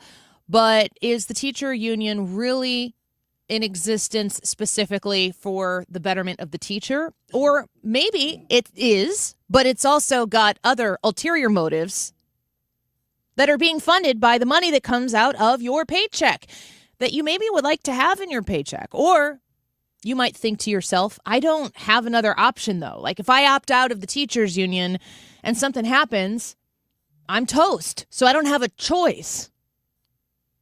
Maybe you do. Corey DeAngelis is an expert on this, so he'll talk to us about this in a little bit. Publicly funded unions? Publicly funded unions just automatically have a conflict of interest. And that's a huge problem, because when you and you really have to make sure when you talk about unions that you're saying there is a very big difference between a private union in an industry and a publicly funded union. Can you explain the difference? Well, in one instance, they're negotiating with the government. That's the public. And the government is basically just taxpayer. buying. Yeah, it's what you're negotiating taxpayer dollars. In a way, you're almost negotiating with yourself when you're a publicly funded union, because they're both usually in the same camp, political party, you could say. Privately funded unions or privately held unions are just the members coming together. And there's, I know a lot of people who are in private unions. They got a lot of problems with those unions too. I'm not saying that they're perfect, but they don't have that inherent problem with the conflict of interest with who they're bargaining with. And that's what makes them basically more legitimate at all. Well, Corey is an expert on all things education, unions, how the money flows through unions. And I thought, let's talk about this while the teachers are out of school, because we love you. We love our teachers. So Corey DeAngelis will be with us next. He's the author of The Parent Revolution and has he'll be able to give us an update too on the school choice initiative that came out of the big beautiful bill. Man, Illinois is just surrounded. Did you know that? Did you know Kathy Hochul in New York said sign us up? I did not. Yeah, Pritzker, we're knocking on your door. Maybe let Illinois kids benefit from a program that is going to be donated to by Illinois taxpayers. Can the Illinois kids, even the residents of the state, the state legislature, the Illinois state legislature just passed funds to give in-state tuition pricing to illegal immigrants who are in the state of Illinois. Maybe the residents that are citizens of the state of Illinois could participate in some of those tax dollars too, as well, for education within the state of Illinois. Corey DeAngelis next.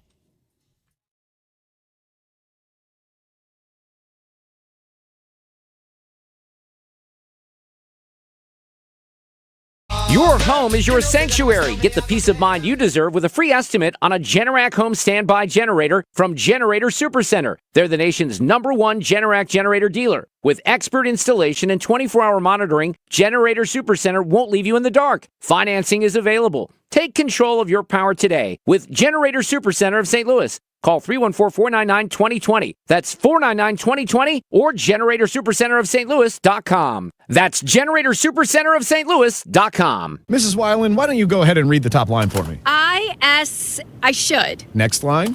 Get my retirement. What's that? Checked, Mrs. Weiland. Get your retirement checked. Planning retirement on your own doesn't pass the eye test. Jerry Ricken and Heidi Ricken Provost at Ricken Financial can help bring your retirement into focus. Call 314-207-6211. Ricken Financial, making sure your retirement vision is 2020. Investment advisory products and services made available through Impact Partnership Wealth, LLC, IPW, a registered investment advisor. St. Louis, we've got a problem. Home care is in crisis and there aren't enough caregivers to meet the demand. So if you've got a loved one with Medicaid and needs care, don't wait. Freedom Care was built for this moment. We help you get care at home from someone you already trust, a family member or friend who can get paid to help with everyday needs like meals, medication, bathing, and mobility. If you have Medicaid, it's 100% free to you. No waiting lists, just real care from your people right now. Freedom Care handles it all, training, payroll, and support, so you can stay safe and comfortable at home, and your caregiver gets paid after every shift guaranteed. With 97% satisfaction and over 150 million hours of care delivered, St. Louis families are already making the switch to care at home. Take care of your own and get paid with Freedom Care. Call 314-248-2449. That's 314-248-2449. 314-248-2449. 314-248-2449. Freedom Care, we're here for you. We are going to be doing our X's and Y's segment at 2:30, where we invite you to ask us questions about men and women, things that you've maybe always wondered. We can answer them definitively for you at 2:30. Like this person, Mike in Waterloo, says, different question. It says, as a single man trying to navigate dating at 65, what's up with ladies constantly using filters on their pictures? We will answer that question at 2:30, and feel free to ask more on our live stream or by texting in 314-241-9797. Is 1:33. This time check is sponsored by Jerry Kelly Heating, Air Conditioning, Electrical, and Plumbing. It's time for a $98 AC tune-up. For details and a list of all station contest rules, visit www.971talk.com/rules. From Fenton to Fairview, 97.1 FM Talk, St. Louis Conservative.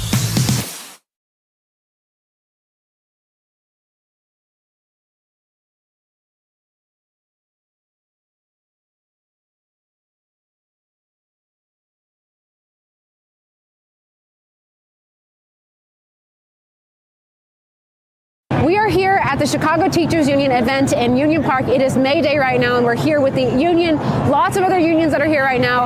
Educators, teachers, union members, this is a message that your union doesn't want you to know. Your dues do not have to fund this. Opt out today. It was at this point in the day the event actually turned into a march, and so anyone who wanted to go participate on the march went off and did so. Our team did not participate, primarily because talking to so many disillusioned communists was literally giving me a headache, but also because the whole point of this was to get people to talk to us on camera about what they believed. And the likelihood of getting someone to talk to us on camera during the march, which was a already very loud and unruly affair, was unlikely. So there you had the Freedom Foundation talking about being at a Chicago march, and they've got the teachers unions that have all assembled together to march for a political cause. What political cause could be so important that you would need to use a bunch of teachers to show up and materialize together to make a voice be heard louder? Well, there are quite a few different types of political endeavors that the teachers unions invest in. Let's talk to Corey DeAngelis about it. Welcome back to the show, research fellow for the Heritage Foundation, senior fellow at the Americans for Fair Treatment, as well as author of The Parent Revolution. Corey, welcome back. Hey, Annie, thanks for having me. It's good talking to you. You as well. I wanted to have a conversation with you today because I know we've got a lot of teachers who listen who are now out of school because most people in this area are on summer break now.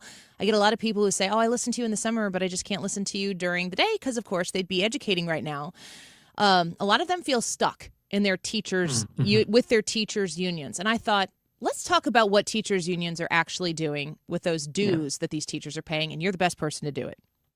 Yeah, it's crazy. They light that money on fire. It doesn't go towards representing teachers. There's actually publicly available information on this, Annie. Every state has basically funnels up to the national teachers unions. And so the top two are called the National Education Association. That's headed by Becky Pringle. She makes over $500,000 a year. And the other one's the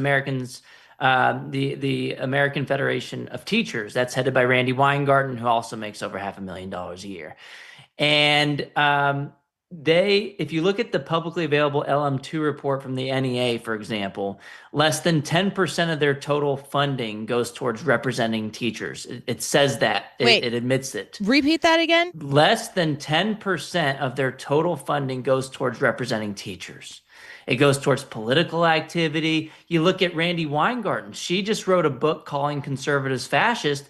She dedicated $1.4 million in teachers' unions' paychecks towards promoting her book. No wonder she hit the New York Times bestseller list. I mean, so, teachers just don't know this is happening. And so I've been telling them, just like what you heard on that video, is they can go to optouttoday.com to leave their union, whether you're in a red state or a blue state. Why would you want your money funding, one, politicians you disagree with, two, union bosses who push their politics into the classroom, and three, people like Randi Weingarten who are making over $500,000 a year? Why fund her salary when it's not making its way, that funding's not making its way into the classroom? And this has been ruled your constitutional right in 2018, according to the Janus decision at the Supreme Court. You can now no longer be compelled to pay union dues as a public sector employee, that includes public school teachers, as a condition of employment. So if you're in Illinois, you're in California, Washington State, any of these blue states, they can't force you into the union anymore, and you can stay an employee. And you might say, well, what about the liability insurance? What about, I don't want to be sued by the parents. And I understand that concern. Well, good thing that there's this thing called the Teacher Freedom Alliance. They're covering your costs for personal liability insurance now for free. So you're keeping more of your own money in your pocket. You are not funding political activity you disagree with, and you still get protected. I mean, it's a win-win-win solution. That's why over the past year, 15,000 teachers have already left their union, joined the Teacher Freedom Alliance, and they're keeping more of their money in their pockets. So this is the way to bring the teachers union bosses to their knees. It's a way to hold them accountable. In Chicago, I mean, you just pointed out in the video, they're pushing these May Day protests. They're pushing using students as political pawns. And this is coming from the very top. And guess what? It's become such a big deal, even in places like Chicago. Their brand has become toxic. They've gone underwater. And out of the latest polling shows that the Chicago Teachers Union among Chicago voters has a negative net favorability rating of negative 26%. So most voters are not supportive of the teachers union in Chicago, even in a deep blue city. And that's probably why a majority of the people they endorsed in their election lost this most recent go around. And even the Democrat politicians hid their endorsements from their campaign websites from the Chicago Teachers Union. That is, I mean, we've known for a long time the Republicans weren't buddy-buddy with the teachers union bosses, but now even the Democrats in deep blue Chicago are saying, you know what? You've gone off the rails. I don't want to be associated with you either. They used to brag about these endorsements. Now they're hiding them. And that just goes to show you why so many teachers are leaving the unions too, because it's just, they've strayed away from their purpose. They're not even representing the teachers well. They're not spending the money on the teachers. We knew they weren't spending the money on the kids. Yeah. And it's going towards political purposes. That's making the whole profession look bad. Yeah, it certainly is a toxicity to being associated or attached to specifically the Chicago Teachers Union.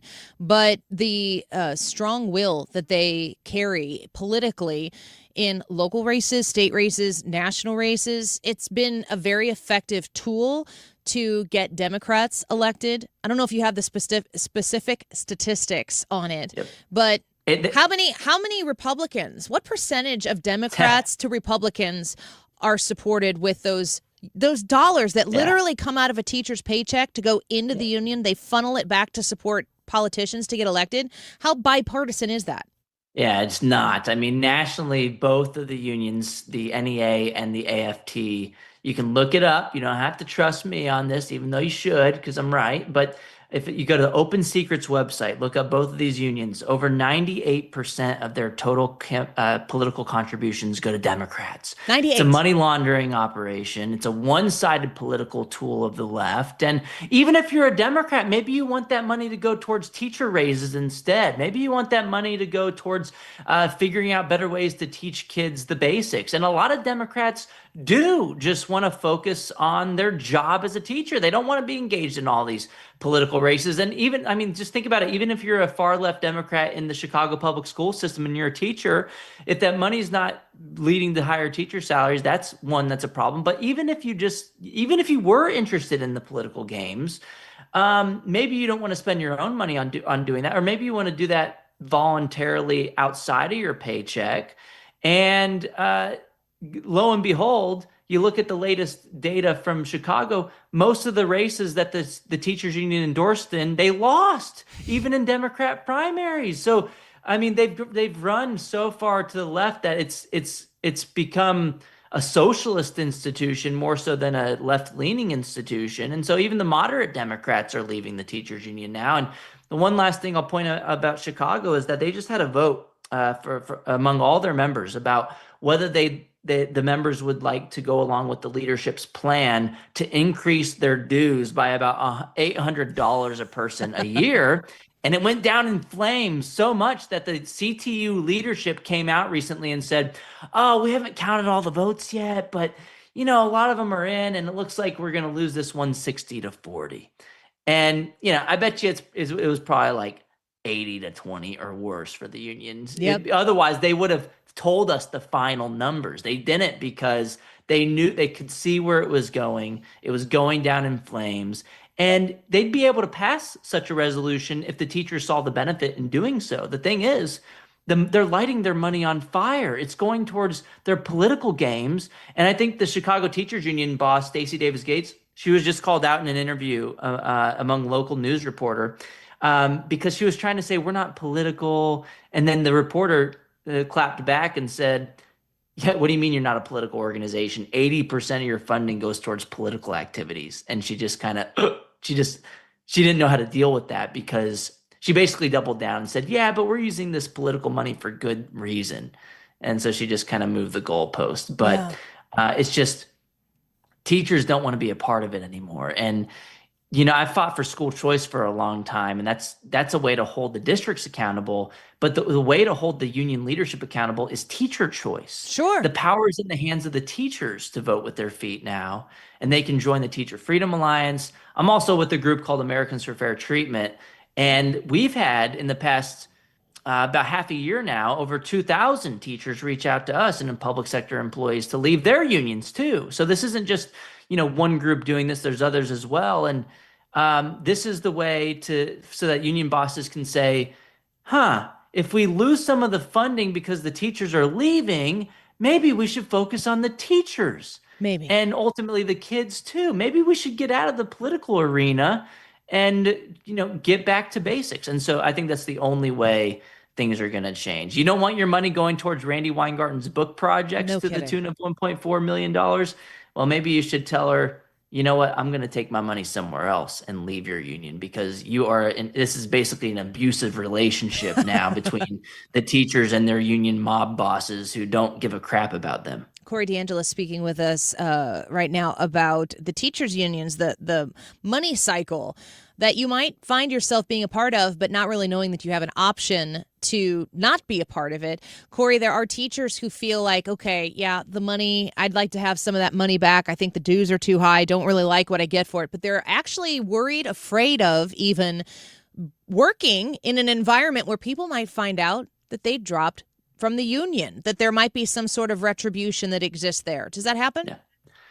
Well, it certainly can, but that's another reason why it's so great that there are alternatives to the union, because I think about this in the same way I think about the COVID school board fights. Before COVID, parents didn't say much of anything at school board meetings because they were afraid that if they stuck their neck out, they'd be the only parent to do so, and they would be retaliated against. Their kids would get failing grades and on this, that, or the other. There would be retaliation from the public school system. So a lot of parents they didn't say much of anything. But then they started to see on social media and elsewhere that there were other parents to lock arms with. Moms for Liberty, grew from just having a few chapters in Florida to basically every state, over 100,000 members. And they started to see in the media that people supported them. And so now you have these other groups popping up, kind of like a Teachers for Liberty in a sense, this Teacher Freedom Alliance and others, where they have a support group. They're still getting professional development within these groups. They have other people locking arms with them. There's the power of social media groups as well. And so if you're not the only one leaving, which you're not anymore, it's really hard for you to become the kind of the lone wolf, and you're less likely to be bullied in that case. So it's become easier than ever to leave your union. One, legally you can do so. Two, it's your money. You should keep your own money. Three, the unions have gone off the rails. So, maybe before they were focused more on the teachers, but they're not anymore. They're focused on their political agenda. They're doing these May Day protests. I mean, one more example. Randy Weingarten was caught on a Zoom interview, and I put this on my social media, and it blew back in her face. I think it's illegal. She's breaching her fiduciary duties to the union members because she threatened Target executives, saying, "You didn't come out against immigration enforcement, so guess what? My union, AFT, owns 8% of your stocks in our pensions. We can pull that funding if you don't come out against immigration enforcement." Now, this is just wild on so many levels. One, why is the union boss admitting this? Why is she using her political muscle and also financial muscle and not her own money? She's using the teachers' money to say, I think you should be against Trump's immigration agenda. And it's like, three, that's probably illegal because she has a fiduciary duty to the members, protecting and making a good investment with their pension funds. So this is absolutely over the line. And this is another reason why, teachers are throwing their hands up in the air and saying, this is not for me. And most of them don't know this, not because they're not smart people. They're very smart people in our school system teaching our kids. It's because they have a job to do, a very busy job. They're not getting paid enough to do so. And so they're focused on that. They're focused on providing a quality education. And on the side, they think they're giving this money to people that are protecting them and spending it wisely and giving them a good retirement. But they're not doing any of those things, as we found out over the past couple of years. They're lighting it on fire, putting it towards political causes they disagree with, unwisely using the pension funds for political purposes. That crosses another line that I didn't think I'd see anytime soon. And the leadership is just making the entire profession look bad while the rest of the profession is trying to do their jobs. Yeah. It's crazy. It's over the line, and I'm happy you're covering it on your show, Annie, because this is a way for teachers to figure out what's actually happening. And I think that right now is a good time where teachers can maybe dabble into looking at the options. Maybe they don't end up pulling the trigger on it. Maybe it's not. Maybe they like some parts of their local union, don't like the national politics too much. But to your point, they need to know that they do have options if they choose to leave the union, somewhere to land that's going to cost less and give them more. Well, real quick, I got like 30 seconds left, Corey. Where do you want people to go to check out what those options might be? Yeah, go to optouttoday.com. It's very easy because you can just click on your state, and then it gives you instructions on how to leave your union. So optouttoday.com, that's also connected to the group that's giving the free liability insurance. So why in the world, even if you didn't really care about what the union bosses are doing, just from a purely financial standpoint, give yourself a raise. You still get the same benefits. Yeah. There you go. Bam. Optouttoday.com. It's an easy decision. Corey DeAngelis, you're a treasure to have on the show with us. Thank you for joining us today. It's good to talk to you. Thanks, Annie. Great talking to you. Talk to you again soon. Bye-bye. Corey DeAngelis is the research fellow with the Heritage Foundation, senior fellow for the Americans for Fair Treatment, and also author of the book, The Parent Revolution. I do not believe that he used union funds to promote that book, but I'll promote it if the unions give me some money. The Parent Revolution. I'm waiting on the union check. Didn't that frustrate you to hear? Like, how 10% of the union dues that teachers are paying go to defend teachers? Well, it's just like so many things. It starts with really good intentions, and then over time, because of power and money, it gets away from its original goal. And what Corey is doing and others are doing is saying, well, A, there's accountability, but B, there's also other options now. And so because of those changes, I think we could see a lot of positive impact had on the schools and on the teachers. Mark Sutherland joining us at the top of the 2 o'clock hour. X's and Y's at 2:30. Text us your X's and Y's question. What do you want to know about men? What do you want to know about women? 314-241-9797. We'll be right back.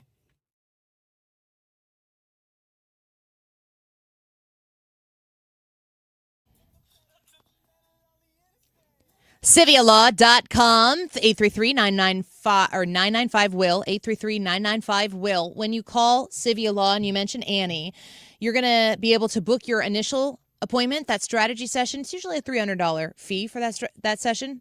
Mention my name and it's free. You don't have to pay it. 833-995-WILL. Get your estate plan rolling. A lot of you listening right now have had an estate plan put together. It was a while ago. You know that it happened a while ago. Things have changed. Your family has grown, or maybe it's shrunk. Maybe there's been a divorce, new kids, grandkids, whatever it might be. All of these are factors in a airtight, rock-solid estate plan. But you need a guide to help make sure that you nail it when you put together your estate plan. That man's name is Todd Civia. Missouri and Illinois offices alike. Call him and mention my name when you book your appointment to get that strategy session free if you're one of the first 10 callers. 833-995-WILL. Helping you through life's transitions. CiviaLaw.com. Hey, St. Louis, this is Brian Kilmeade. You know, I always have a great time when I visit you guys, and I'm coming back this November. So join me, Brian Kilmeade, by getting tickets for the show at The Factory at 971talk.com/events. Hey, it's Mark Reardon. I'm with Stewie from Stewart's American Mortgage, and if you're thinking about refinancing, he has some great advice. Mark, this is a great time to refinance. If you financed over the last 3 years, you're probably paying a higher rate. Take advantage now. Refinance with the Bagel loan. No closing costs, no title fees, no lender fees, nothing. Bagel looks like a zero, easy to remember. For those of you folks that are waiting on the sideline saying, hey, maybe the rates will go down more, I'm going to wait. Take advantage now. A bird in the hand's better than two in the bush. Refinance, get the cash out you need, get a lower rate, maybe even go from a 30 to a 20 year and keep that payment the same, all with the Bagel loan. And this is a quick process, right? We close in 10 days. We send a notary out to your house to close so you don't have to take off any time from work. It's easy. It's simple. Bing, bang, boom. Your home is the biggest investment you're going to make in your life. Deal with somebody local, somebody who has a reputation, somebody who has accountability. I'm here in town. You can call me or text me after hours, weekends, whenever it's convenient for you. Call or text Stewie at 314-324-4440 or Google the Bagel loan. NMLS number 226715. You're listening to The Annie Fry Show on 97.1 FM Talk, St. Louis Conservative.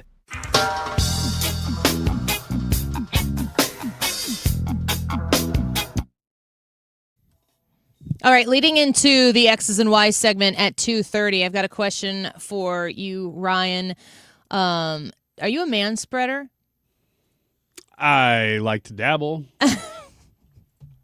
I would man spread more if it were socially acceptable, because I enjoy a good man spread.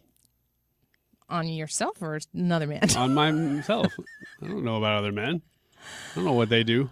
I'm not looking. Tina Fey, this is a USA Today story by Anthony Robledo. Tina Fey holds no ill will towards Timothy Chalamet, because there's a picture of them at a Knicks game. I've got the picture up here right now. And it's kind of funny to look at. God dang it. It's kind of funny to look at Timothy Chalamet here sitting, minding his own business. I hate the internet. Tina Fey, who I assume is a little person, is sitting there at a Knicks game, courtside. And I'm just going to open this image in a new tab and share this. There you go. Sitting there, and do you see how she's sitting? How would you define how Tina Fey is sitting as she is next to Timothy Chalamet and how he is sitting? Proper and womanly.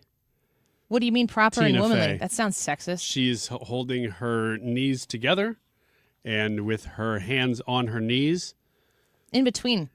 In folded in between her legs. Timothy Chalamet has his feet spread about as wide as they can go outside of even the boundaries of his chair.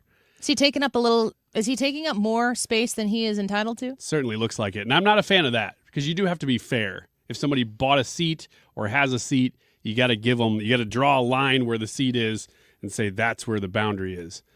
But it looks like he's outside of the boundary.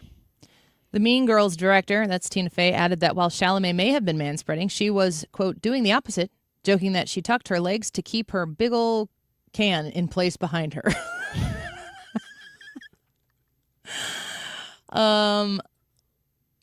She said, I should start by saying that Timothy Chalamet was nothing but lovely, super friendly, and it wasn't until the next day that I saw all these manspreading things. Isn't it interesting that there was a whole controversy about how much of a jerk Timothy Chalamet was being to Tina Fey, but Tina Fey had to read about it the next day to know that she was being a jerk, that he was being a jerk to her? Well, it is a funny picture, so I could see people saying something about it because she does look like she's squeezed into that chair. Well, at 2:30, we'll ask a manspreading question, a follow-up. Text us your X's and Y's questions, 314-241-9797. We'll be right back. You've been injured in a car accident, call America's largest injury law firm. For over 35 years, my mission has been to deliver more for our clients, to deliver more for you. Injured? Visit forthepeople.com for an office near you. With summer here and the kids home full time, your garage door will see a lot more use. Do it a favor with annual maintenance from Overhead Door Company of St. Louis. The 26-point tune-up is one price for up to 3 garage doors and openers. Get them all done. Trusted in St. Louis for 100 years. Always look for the genuine, the original red ribbon of Overhead Door Company of St. Louis. Since 1926, they're never going to steer you wrong.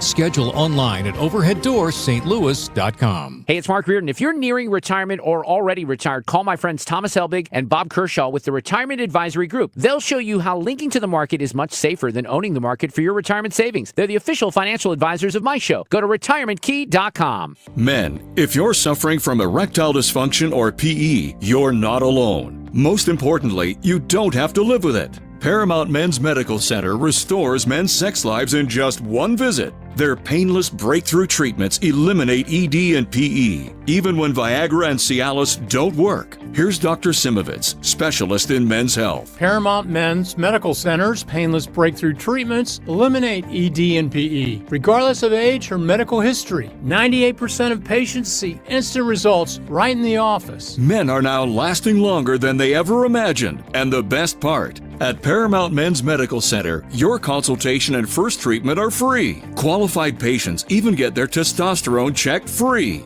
Call 314-887-4333. 314-887-4333. Take control of your sex life. Call now. 314-887-4333. Just a reminder to have your air conditioner checked for the summer so you don't have a mishap and it goes down in the hottest day of the year. But it's always best to have it done. Call us and we'll be more than happy to come out there and check it for you. And like always, if you're having your furnace checked by another company and you are told that this is the year you need to replace it, call me for a second opinion. The 0% interest is still available on most brands.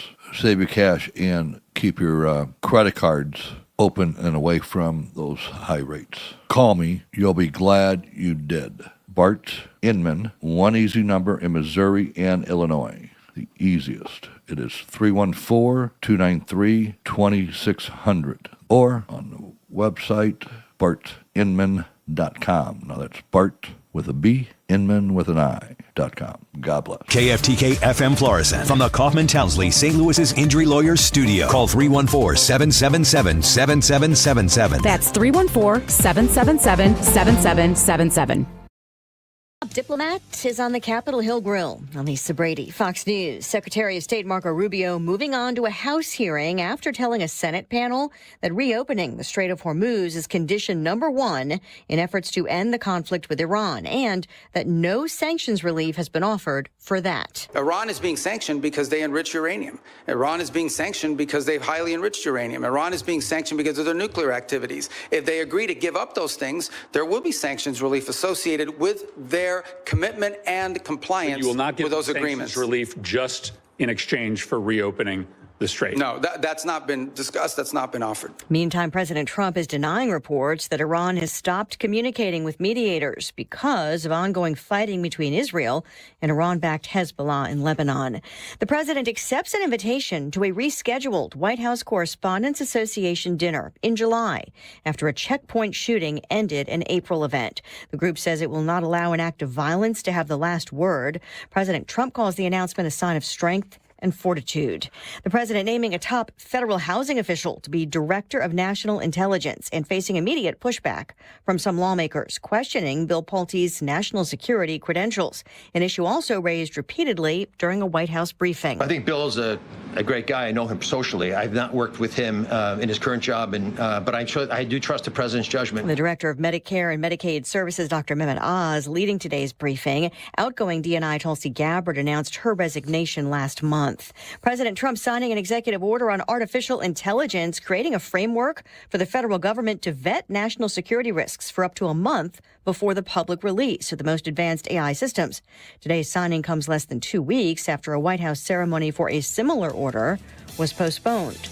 America is listening to Fox News. I move mountains for a living. Literally. That means I don't carry hand lotion, and when it comes to serious heartburn, I don't mess around with anything but Rolaids Max Strength. Its dual-active formula has 1,500 milligrams of calcium carbonate and magnesium hydroxide that relieves heartburn fast. And the best part? The roll fits right here in my pocket, so I can get back to moving mountains. Rolaids spells powerful relief. 1,500 milligrams is our highest amount of antacid per tablet. Read each label. Use as directed. Keep out of reach of children. Lots of places can expose you to identity theft. Oh no. That's why LifeLock monitors hundreds of millions of data points a second for threats to your identity, which is way more than anyone can do on their own. If we find anything suspicious, like new loans or changes to your financial accounts, we alert you right away, all through text, phone, email, or the LifeLock app.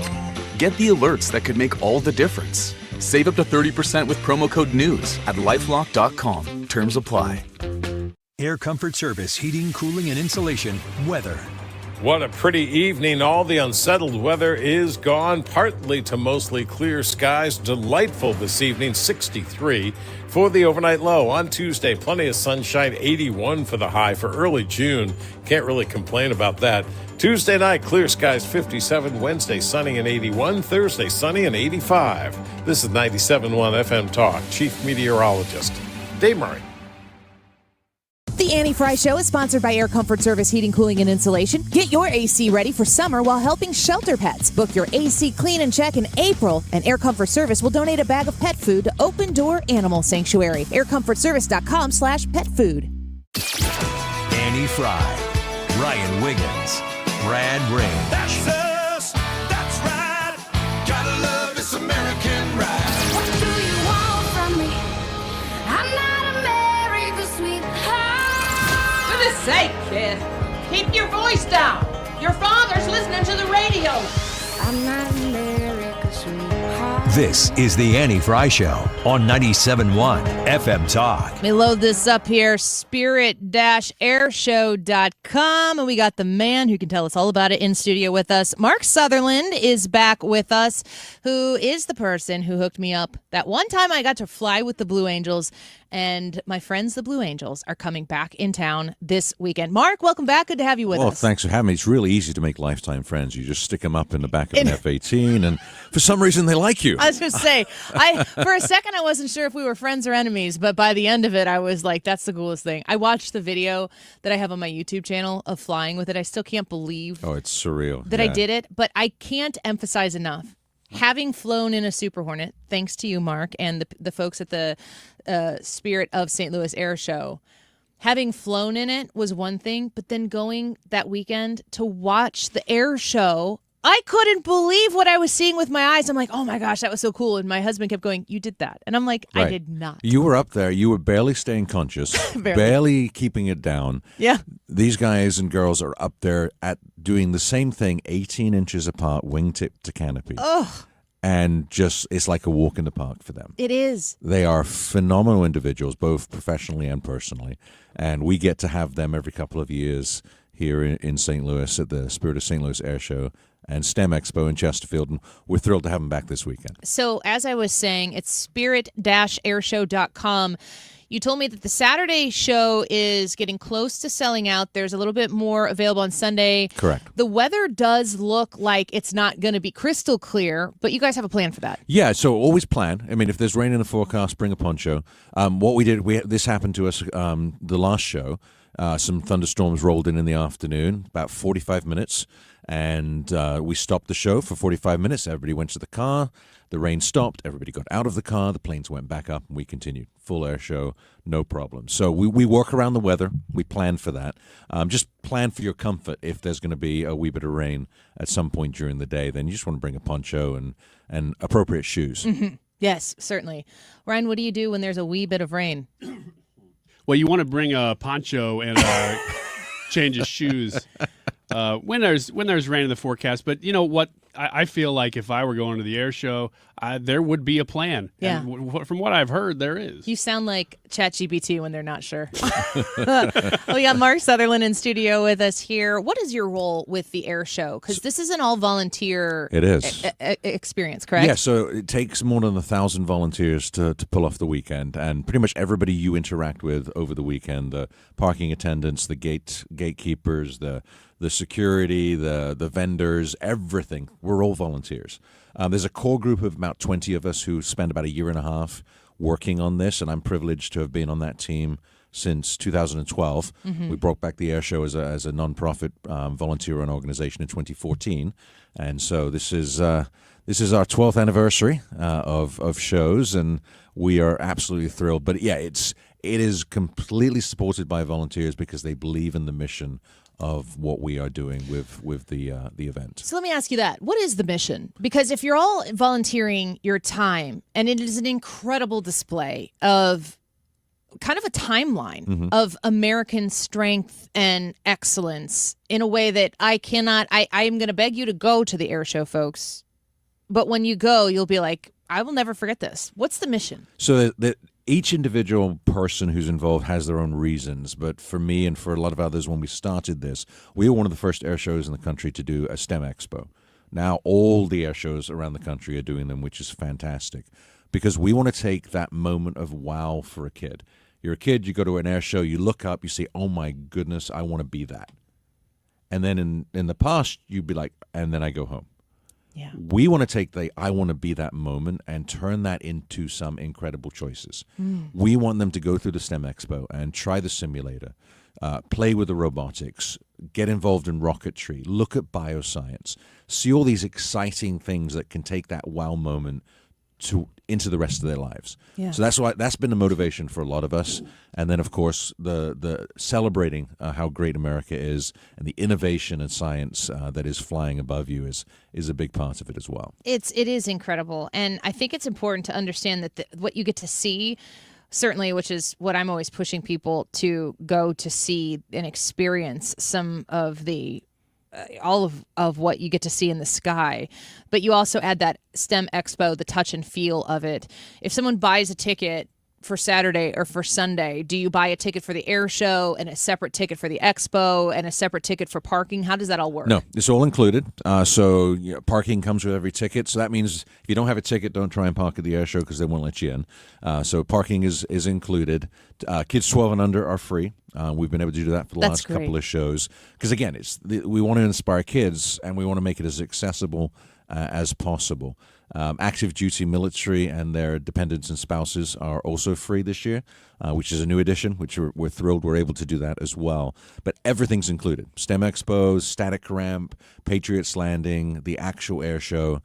So just come, enjoy the day, and just plan accordingly. Let's talk about some of the performers for this. Of course, the Blue Angels, we've discussed that a little bit. Had the Snowbirds on the show last Friday. That was pretty incredible. But walk us through a little bit of what exceptional sorts of performers you're going to have there. So, of course, the Blue Angels flying their made in St. Louis Boeing FA-18 Super Hornets. The Canadians, and it's actually the 80th year of the Blue Angels this year. Wow. And it is the 40th year they have been flying Boeing Hornets. So the Legacy Hornet and now the Super Hornet. So long, strong history here in St. Louis for that. The Canadian Snowbirds, this is their 55th year, and this will actually be the last time you're going to see them for the next few years because they are transitioning out of their current aircraft, and their other aircraft won't be ready for a bit. Okay. So last chance to see them. We've got the F-22 coming back. Is that the Raptor? That is, yes. Oh, my gosh. I don't understand this thing. I want to go back and watch the Raptor this year so that I can prove that I actually saw what I think I saw. It's a little insane when this plane just kind of stops in midair and starts spinning and turning, and it's not moving. It's a pretty phenomenal aircraft. Amazing pilot Laz is flying it this year, so that's going to be a great show. Skip Stewart's coming back. He cuts the tape. He cuts the tape, flies to the golf course. He does insane things. I was talking to him once, and he said, well, if you're going to fly a plane, don't drive a bus.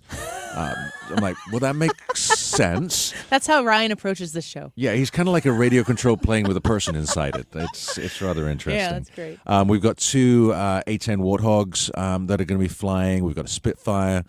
We've got a plane that flew in D-Day and dropped parachutists, and it's going to drop parachutists. The shooters are going to jump out of that plane. And a few others, both historical aircraft and modern aircraft flying by. So it's going to be a 4.5-hour air show. Flying starts 11:30. Highly, highly recommend getting there before that. Yeah, what's a good arrival time? 9 o'clock.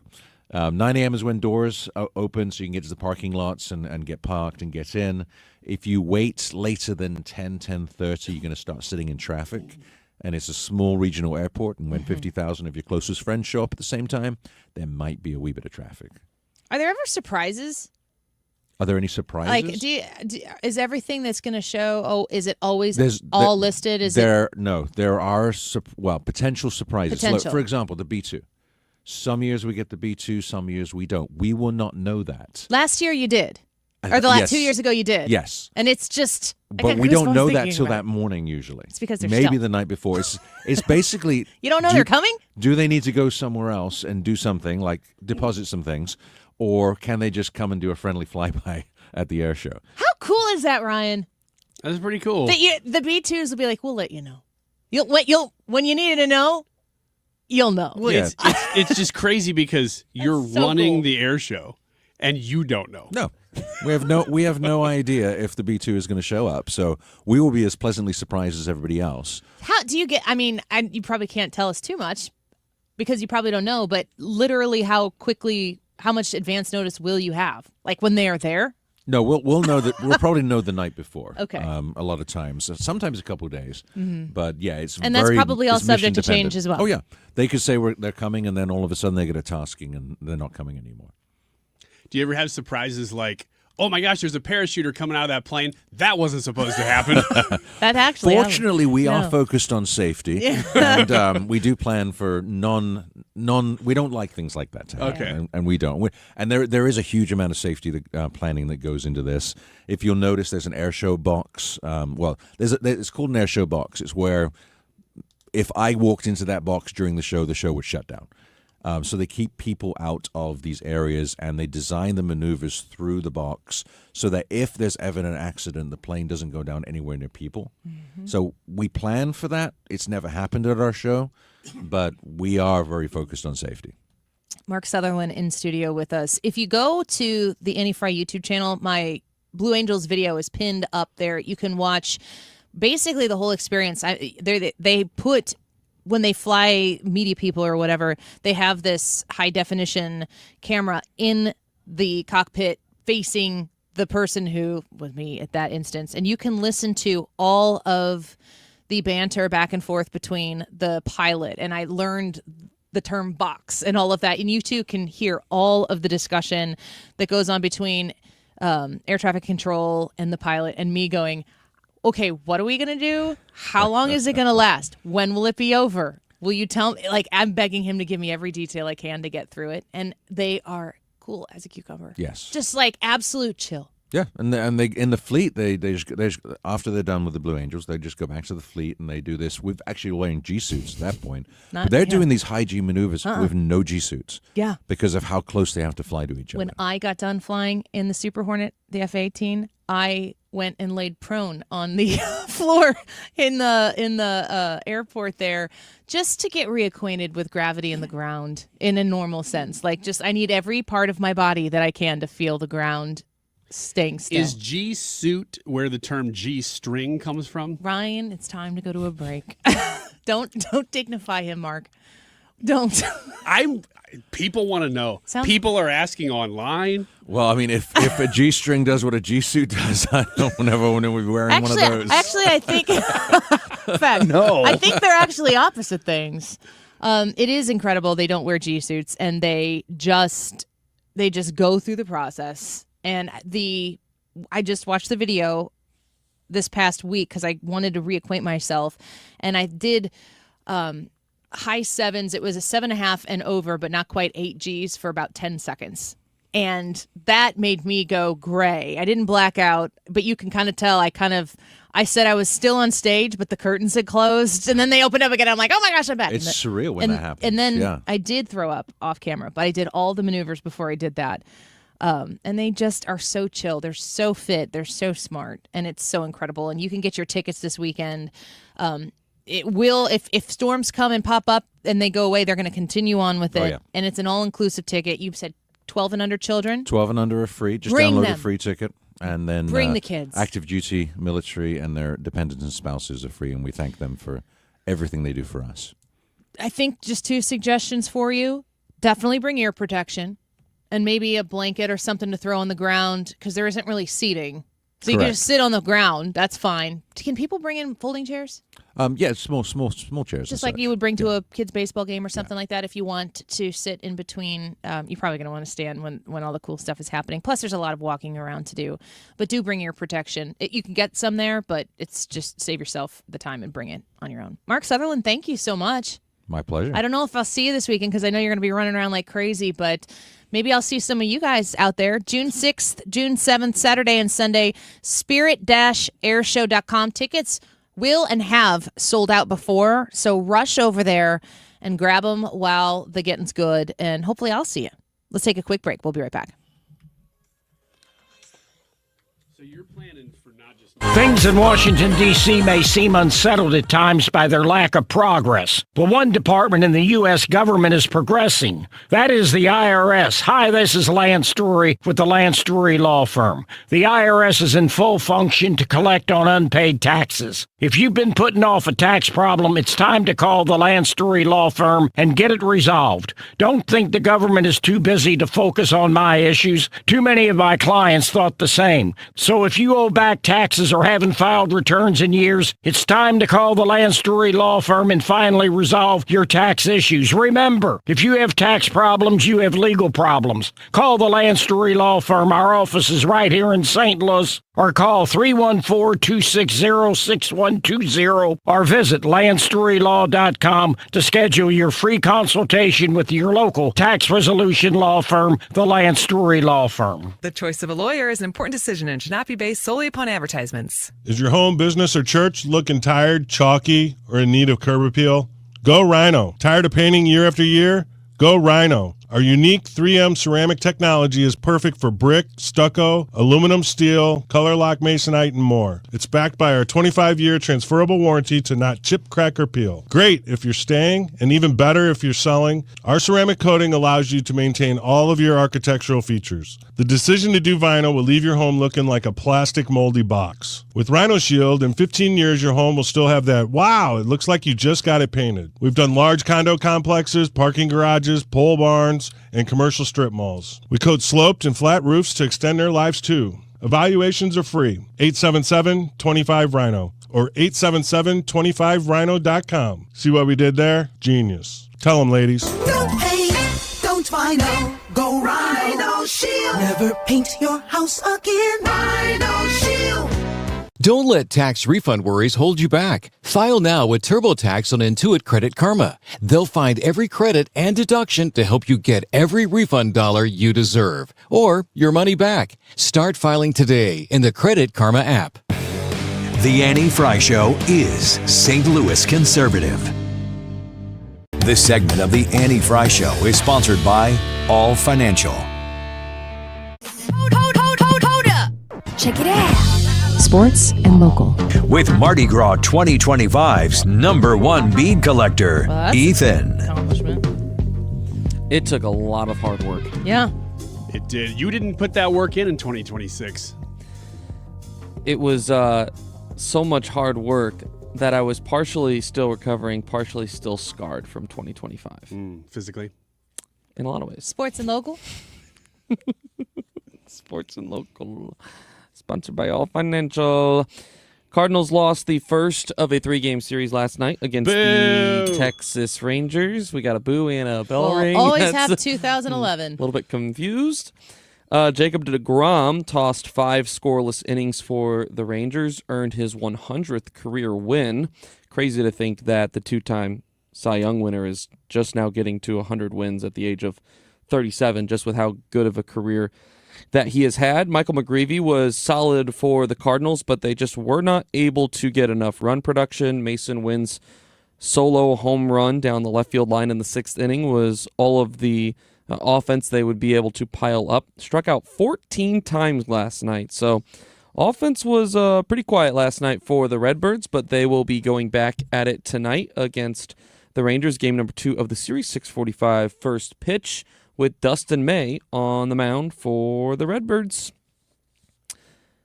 Illinois lawmakers have approved a measure requiring the state's schools to adopt policies limiting student cell phone use during the day. Have you guys seen anything about this? They go back and forth. I go back and forth with it. People think about threats in the classroom, and having kids be able to have access to phones is potentially life-saving. But I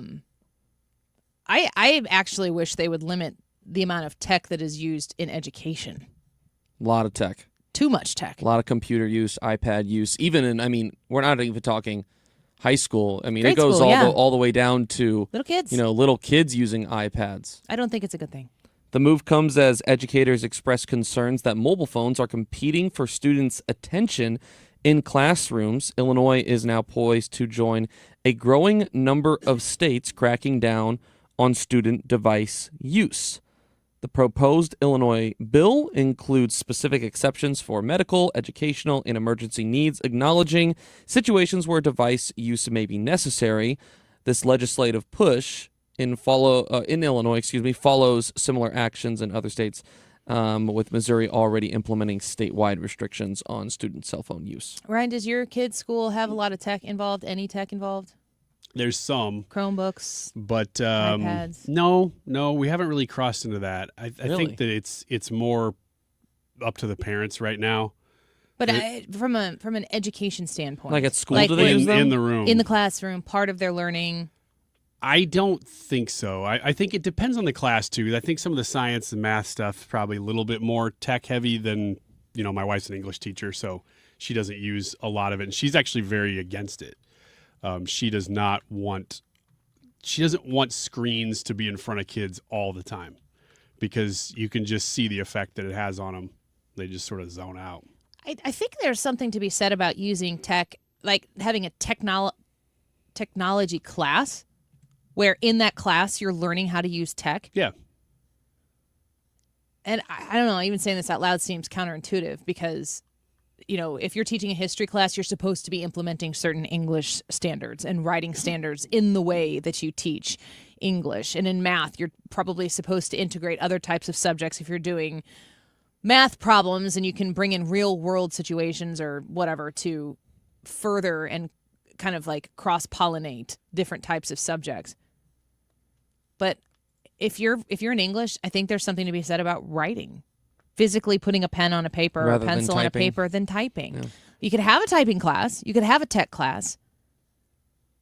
Or if it is just maybe on Thursdays, you introduce tech into a specific subject or something like that. I just think that when you don't teach the what if I don't have a device with me at the time ways to tickle your brain, then it's just so easy to not learn things. And it's so funny because the argument you hear a lot is, well, if they don't use it, they'll be left behind. No, they won't. You don't. They're going to be ahead. You don't think a kid knows how to go? A 16-year-old, every single one of them knows how to go home and tell AI to write them a term paper.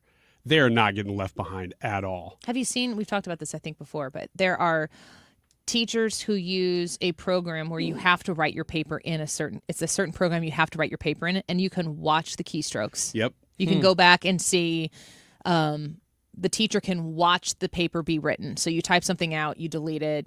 You type something out, you spell it wrong, you go back and fix it. They can watch it all so that it's... Rather than just seeing the copy and paste. And it will produce an artificial intelligence score that will measure what the final product is, how it was input, if it exists anywhere else on the internet, the AI probability of contribution to said thing. Because if you pulled up AI over here and then you just typed it from there, I don't know. We grew up with math teachers going, "You're not going to have a calculator with you everywhere you go," and you most certainly have something much more powerful. They were telling than a us calculator. that growing up. You? Yeah, and I was experienced that a couple 20 years after away us. from that. That's crazy. Yeah, take that, Mrs. Fultz. Oh, Mrs. Fultz. She always said that, and she was wrong. Now she's gone. Oh, God. Gosh, Ryan, what is your problem? One more story? I don't mean gone from school. I mean she's no longer with us. Dead. Yeah, Yes, she's we caught on. Is that better? No. I think it's I worse. think it's terrible. I think it's terrible that you guys are even bringing it up so much. I was trying to be very courteous. This isn't right. This is not right. Ethan? The St. Louis Board of Police Commissioners is considering a $2.3 million proposal this week to significantly increase pay for the department's command staff. Police board officials say the move is essential to help retain experienced leaders and remain competitive with other departments amid ongoing staffing shortages. The proposal is scheduled during the board's June 3rd meeting. It would raise salaries for command staff and go into place on July 1st. Under this new plan, lieutenants would get a bump of 16%, captains 18%, majors 20%, and lieutenant colonels would receive a 22% increase. I'm not mad. You always got to be careful when you're trying to spell lieutenant or colonel. Why? They're not the way that you'd think. I think you should speak for yourself. I think people are exactly who you are. When we come back, why is Ryan like this? X's and Y's, your questions. Text us at 314-241-9797. You got a few over there? Yeah. On the text line? Yep. Text us your questions. Drop your name in the text if you want your name to be shouted out as the asker of the question. And we have a special guest. Sue is joining us again. This hasn't happened with Ryan in the room. This might be Sue's last time ever. We'll Probably. find out. X's and Y's next.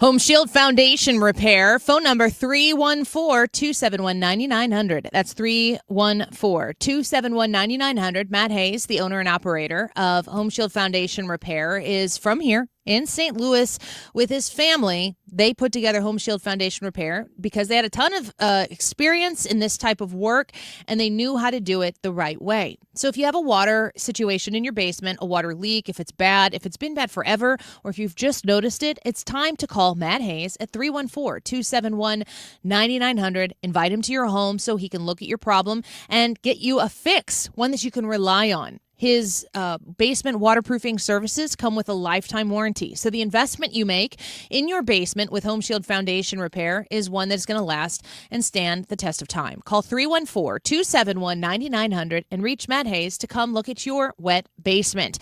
Get a solution with Home Shield Foundation Repair online at homeshieldfoundationrepairs.com. Hey everyone, I'm Josh Radner, and I am so excited to tell you about How We Made Your Mother, a rewatch podcast looking back at How I Met Your Mother. And I'm here with Craig Thomas, who co-created the show along with Carter Bays. Hi, Craig. Hey, Josh. Somehow it has been 20 years since the show premiered.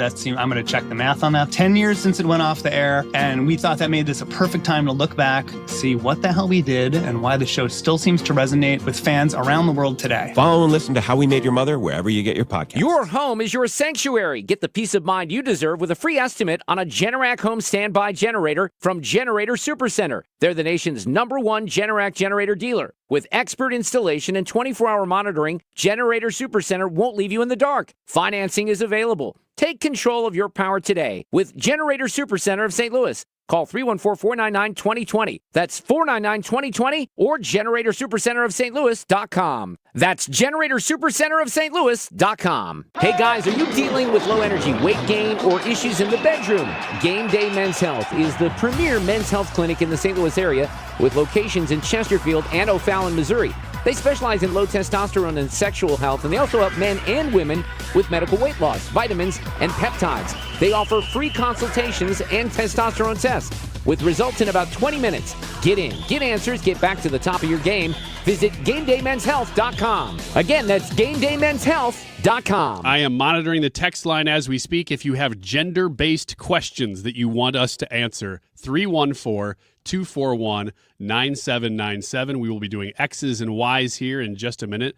Once again, that number is 314-241-9797 if you want to text in a question, or you can leave one on our live stream. It is 2:31. This time check is sponsored by Jerry Kelly Heating, Air Conditioning, Electrical, and Plumbing. It's time for a $98 AC tune-up. Happy birthday, America, in 2026. Get used to hearing the word semi-quincentennial on 97.1 FM Talk, St. Louis Conservative.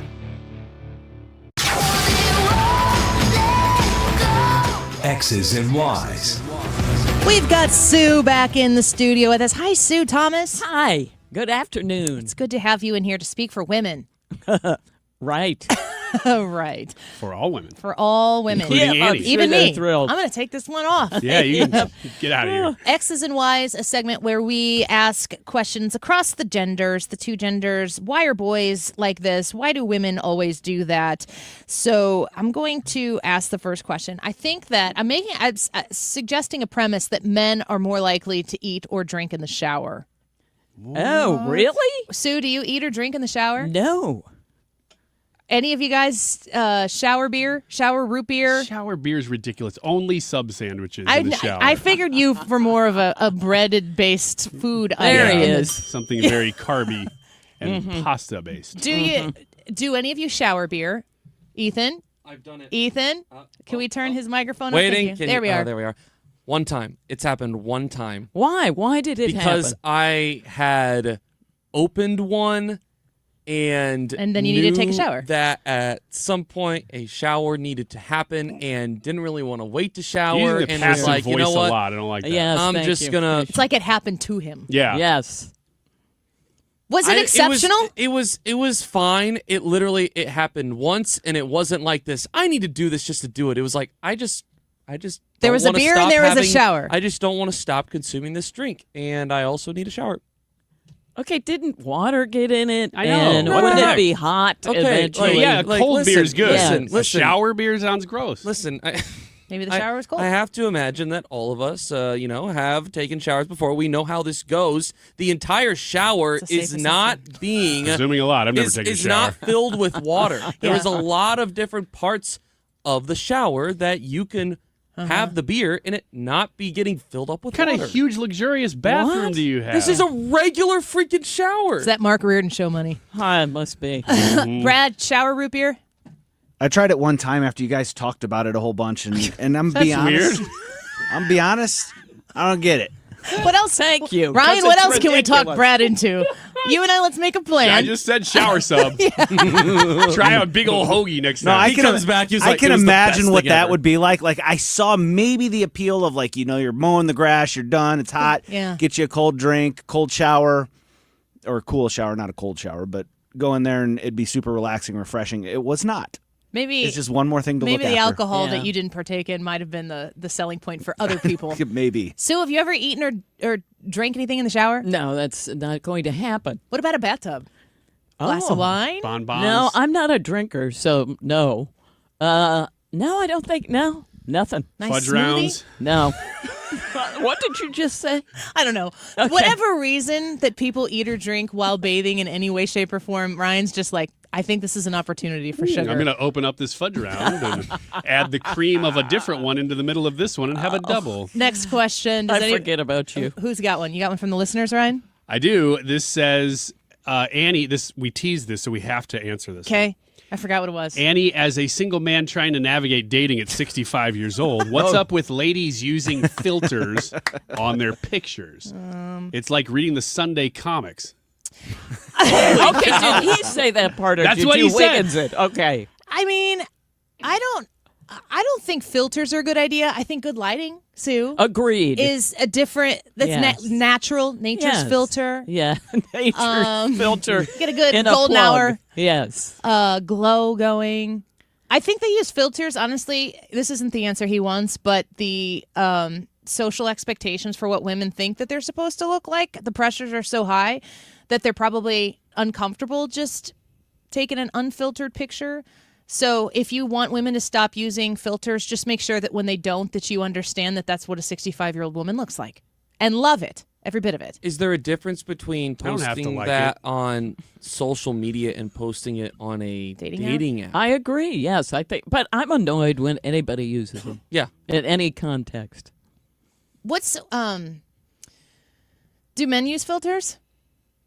Yeah, we do, Ryan, but it's go more ahead. to look like, hey, look, he's a giant baby. It's more. Look, that's what I would look like if I was a vampire. Are men, Ethan, you're 20 years younger than us, do men your age, filter a little here, filter a little there? It depends. That's a yes. It The depends hesitation's a It- total yes. No, it depends on like the level of filter, because there is filters that I then think you're that saying yes. Hold That's on. a yes. This guy I think is specifying like filters that like change how your face looks and makes you look a lot younger or a lot more. Your skin looks smoother. Sue, There's don't also they not look younger? They just look filtered. Oh, I think so. We can tell. I think it looks fake. Yeah. Yeah, I would agree, but like what the goal, the purpose is to make you look younger, I think. Like especially probably once you get up to that age.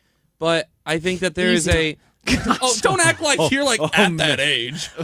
But there's also like I think there's I don't know that it matters. There's levels to putting filters. Like if you are posting on Instagram, you can slide and get like different like kind of color tweaks to like a picture. Oh, that's there's, fine. There's That's levels fine. to filtering, and Like that's it what looks I was like a referring Polaroid. to. Right. Yes. I have no problem with that. I think like guys use some of those, but I don't think that guys like are Blemish my checking? age are trying to like actively change how they look. I have seen some that are so extreme that a woman's chin was starting to disappear or become really pointy, and I think, at what point do you say, "All right, that's a little too much"? Yeah. I don't know. I think Sue and you and I have had a conversation in passing about like the plastic surgeries Yes. and all of that stuff in our little kitchen area there. Mhm. But I think that we are nearing the end of a few decades of women who went too far with it. Yes. That younger generations are going to go, okay, that's not for me. Well, this is why I like British television, because nobody over there does it, and people actually look like what they are. Like, yes. And it's refreshing. And enough women in their 70s and even 80s have gone so far over there. They still look 70s and 80s. They just look like they don't want to look.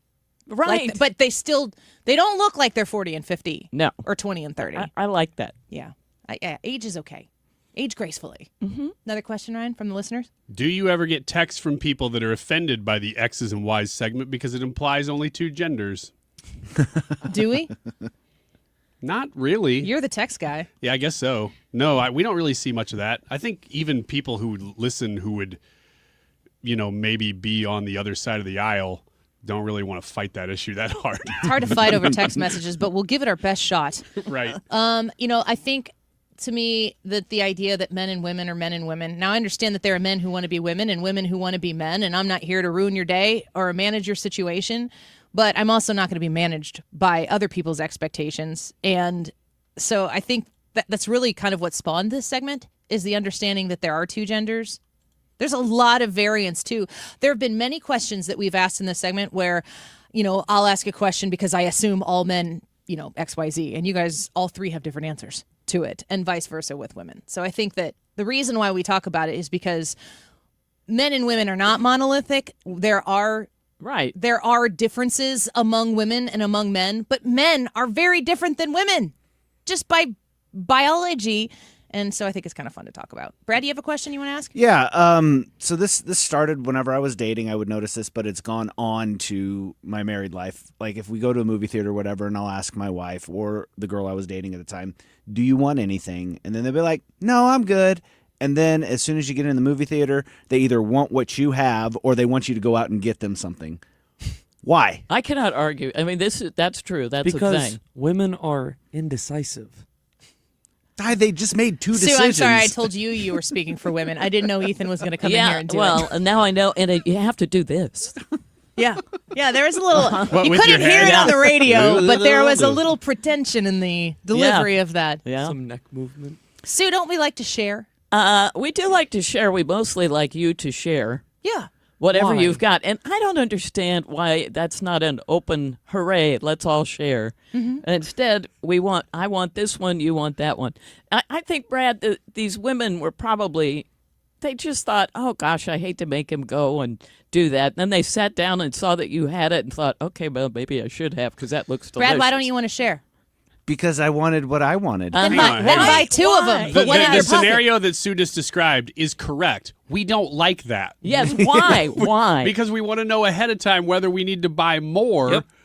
Because we have a certain amount of expectation that it's going to be ours. Well, it's an expectation.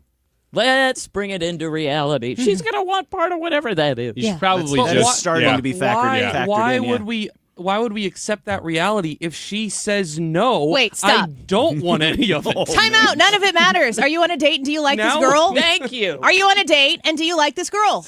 Or do you like your snacks for yourself? Because you're at a fork in the road. It depends on the snack. We're on the And the date to girl. figure out if we like the girl, and this sort of behavior plays into it. Right. If you're like, Wait, I but don't. time out. You just said you're married to a woman who still does it to you. So Yes. apparently you like the girl. Yes, but so I share figured the out that snack. she does it, and I get enough. But do you like her more than Milk Duds? Sue, question. Good grief. Sue. Yes. You're on this date. Yes. Maybe a little bit early in the dating experience. You don't know each other a whole lot. You're in a movie, and he gets what do you get? Milk Duds? What do you get? Yeah, popcorn and Milk Duds. Popcorn and Milk Duds. Do you want anything, Sue? No, that's okay. I'll be fine. He comes back with popcorn and Milk Duds. You like popcorn and Milk Duds? I don't And- like Milk Duds, but I want that popcorn. Okay. Yes. Well, popcorn's a bad example. Let's pretend. What do you like? You don't eat? Do you eat candy? No. not She likes really. gummy bears sometimes. Let's pretend you like Yeah, Milk Duds. I'm past it. I'm he, past it. He pulls out the Milk Duds. He starts eating them, and you go, "Oh, hey, could I have a few of those?" Are you flattered or offended if he pulls out a separate box of Milk Duds that he had stored just for a situation like this? Fun size. Here are your Milk Duds. I think I'm kind of offended. That's interesting. I have not thought about that. I don't know if I would be offended. No, I think I'd just be happy to have whatever it was. Give me that box of Milk Duds. The fact that we're even asking that question proves that this is a lose-lose situation. No, for it's dudes. not. Yes, Does it it's change if 100% you're is. later on in the relationship, though? So you're saying this Yes, was early, yes. and it's a little bit later. Yeah. If you're He later on pulls the relationship and you know you're going to Yes. want Milk Duds, just say you want Milk Duds. He knows you so well that he Yes. brought fun-sized Milk Duds left over from Halloween, knowing that you were going to That's ask. not what I said, That's but- flattering. And it's February. Right. Sue's disgusted. Leftover Milk Duds. No, it's June, my man. Oh, One more question. One more question. Before we go to David break. asks, why do men always pee in the shower? Do women? Always? Men, do you all pee in the shower? Okay, look at these three. Apparently they do. Yes, always? Sue. We don't even have to ask him. I think Oh my You can tell. gosh. He also answers his No, own no. question and says, by the way, because peeing in the bath is gross. But let's just avoid, let's take that out because I think that was a joke. Sue, if they didn't pee in the shower, they would have immediately said, Yes! absolutely not. My eyes have been opened, and I'm not happy about it. I do not pee in the shower. Only public showers. Yes. You said this in the past. Yes, that is You're correct. disgusting. And I think about you every time I'm in a We've had public this shower now. conversation. He's like, oh no, dude. Annie Fry, did you know this? No. We've had this conversation on No. air. We have. Yes, we have. No. Yep. Public showers? Yep. Public showers. talked about Ethan's this. back. I suspect, but- Walk this back. Wait a minute. Walk Our it back. house? Oh That's my worse. gosh. I'd prefer you pee in your shower and not the ones that other people use. What are public showers? Hotels? It's like bathhouses. Roman bathhouses. Yeah, right. Just a spa. Sure, they're everywhere. Ethan's like, Steve said you hit the break at 44 and it's time. This is so gross. You find yourself in a Roman bathhouse. Ethan, what's a public shower? You're going to let Ryan continue to answer. Why is he not going to answer? Rivers. How do you remember this so I remember well? this conversation. You said you did it at water parks. Yeah. At water parks growing Not up. in the water, in the shower. Yep. This is why Everyone's wearing shower shoes. No. No, that water doesn't ripple over your feet. How do you feel about standing in other people's urine? Thank you. You the only one who does this? There's running water. I'm I know, not defending running him, but over the feet. it's not as if he's Not just peeing standing on my there feet. No, you're peeing on out other people's feet. in the heat. All three of you are shower peers. Shower peers. I don't like There's it. something SPs. thrilling about it. No. You need different It's hobbies. both dirty and clean at the same time. We might be back with more. We'll discuss it in the break. Don't go away.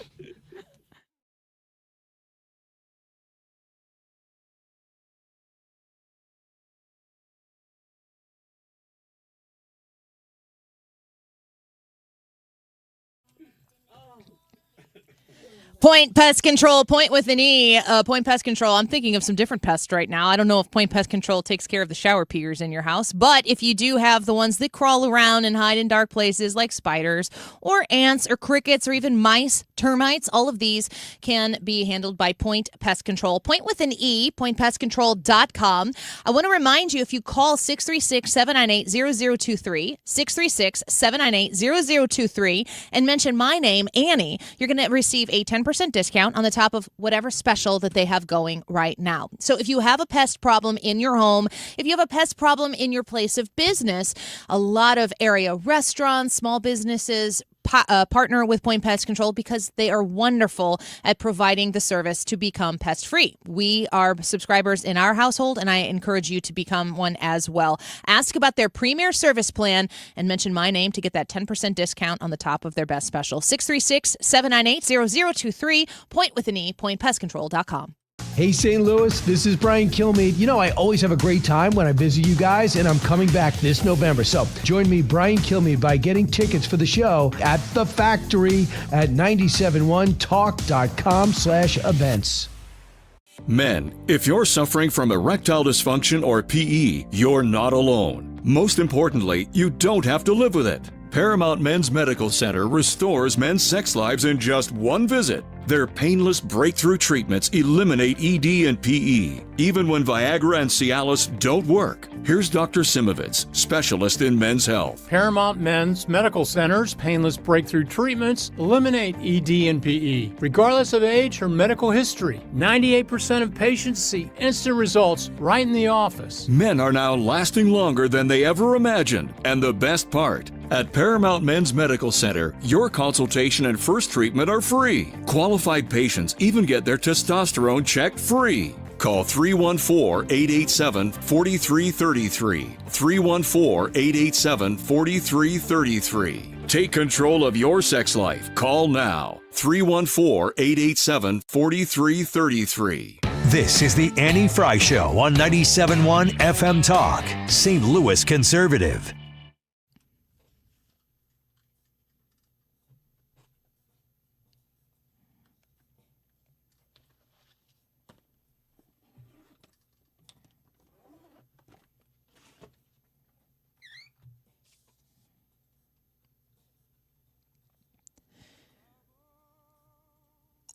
Yeah, it's what Ethan's in right now. We made him leave. This is Ethan singing. Yeah, he's so sad. This is him singing in the shower with his one shower beer while he's peeing. He didn't know I was recording him. I think I know why that shower beer wasn't enjoyable. Ethan, you have a voice of an angel. You have to record that. He's Who like, knew? no, I can't do that. We're going to start off this segment of X's and Y's with the YouTube live chat poll question, which we will get to the results, your results, here at the end of the show. Before we hand it over to Mark Reardon, what's worse in a shared bathroom, Sue? Constantly leaving the toilet seat up and everything that goes with that, or leaving hair everywhere? Oof. Worse. I think hair. Ugh. It doesn't have to just be women's hair. It could be men's shavings. Yeah, see, that's what I was considering because that's kind of gross. But I don't really. I'm going to have to say, I think the seat up would drive me nuts. But hair everywhere is gross. It's bad too. Yeah. What's your thought? Probably hair, just because there's a lot more to deal with. Mm-hmm. The seat, one and done. You can fix that real fast. Right. Boom. The hair, that's a process. Brad? Well, from a man's point of view, I got to deal with the seat every time I go in there. Put it up, put it back down, that sort of thing. So Which you do. Which I do. Yeah. So I'm always looking at it to see where it's at, and then B, it's just because it's such a natural part of what I have to do whenever I use the bathroom that it doesn't bother me at all. So it's hair, and it could be my wife's hair, it could be my whisker shaving. Like I've got a beard trimmer that has a vacuum on it that sucks the that's things cool. up. It doesn't do it well enough. That's some still terrible. get by, but Yeah. I would say it gets about 60% of them, but still. So that you're not always having to walk in and be surprised by the toilet seat, why don't you just put a camera in there? Here we go. Because that's illegal. Oh, you'd use it for weird reasons. Gosh. Sue, follow-up question. I think last time you were in here, we were talking about shared gender bathrooms, public bathrooms. Mm-hmm. But would you prefer? I've thought about this, and I think I kind of would. I'm repulsed by the sight of urinals. I just don't want to be in a bathroom with a urinal. Mm-hmm. But I actually think, because I think the question we asked last time is, do men put the seat up and down in men's bathrooms? Oh, we did, yes. But if there was a urinal in a shared bathroom, then I feel like less men would be peeing over the non-put-up seat that I would have to sit on. 100%. Oh, now that's true. So I don't Yes. want to look at a urinal, but I'm thinking that maybe if you're going to do shared bathrooms, that maybe a urinal, seeing it is worth. You're right about something. I do not want to see a urinal. Well, I was that about is to- just have gross. men Not just for pee. me. Issue. What's the problem? Have men pee into some sort of basic trough, like Gross. a bathtub. No, Even no, grosser. No, With ice in it. no. What's the problem with urinals? It's just gross to us. Do you That's want just it. to go into a men's room and see a bunch of tampons and pads sitting out on a counter that you have to look at? Are they used or unused? Well, that's actually There's a a good difference. point. That's a good question. Well, I'll tell you this. What if there's a trash can and there is stuff that's been wrapped up and put in there and Yes. maybe exposed? Because to you, I would think that would not be something that you want to see. I kind of liken that to, a urinal. Does it look used or unused? I don't want anything to do with it. I think comparing the two is kind of ridiculous. I don't. One Why? of them is a version of a toilet. The other one is other stuff. It's just a different shape of a toilet. Yeah, I don't Let's just understand the big deal. compromise. It's not just a different shape of a No, toilet what? to How a is that? woman. No. Why? Let's compromise and let women go to the bathroom in the But urinals. I think your point is correct. I've done it. If there was one in there, we'd have less chance of sitting in something. Yeah. X is a wise question. Have you ever gone in a urinal? Yes. Can you tell the story? No. I had to pee really bad. The women's line was really long, and there was nobody in the men's room, and I had men who stood guard. Okay, I was Was about to it say number two? that's Wow. risky. Woo. And I've got a strong squat. Number 1 or 2? Take that. Was it the tall urinal or the short urinal? Wait, you're It supposed really to changes you're the supposed level to pee in of those? It's one of the things you could do. I've never used one before. I didn't know.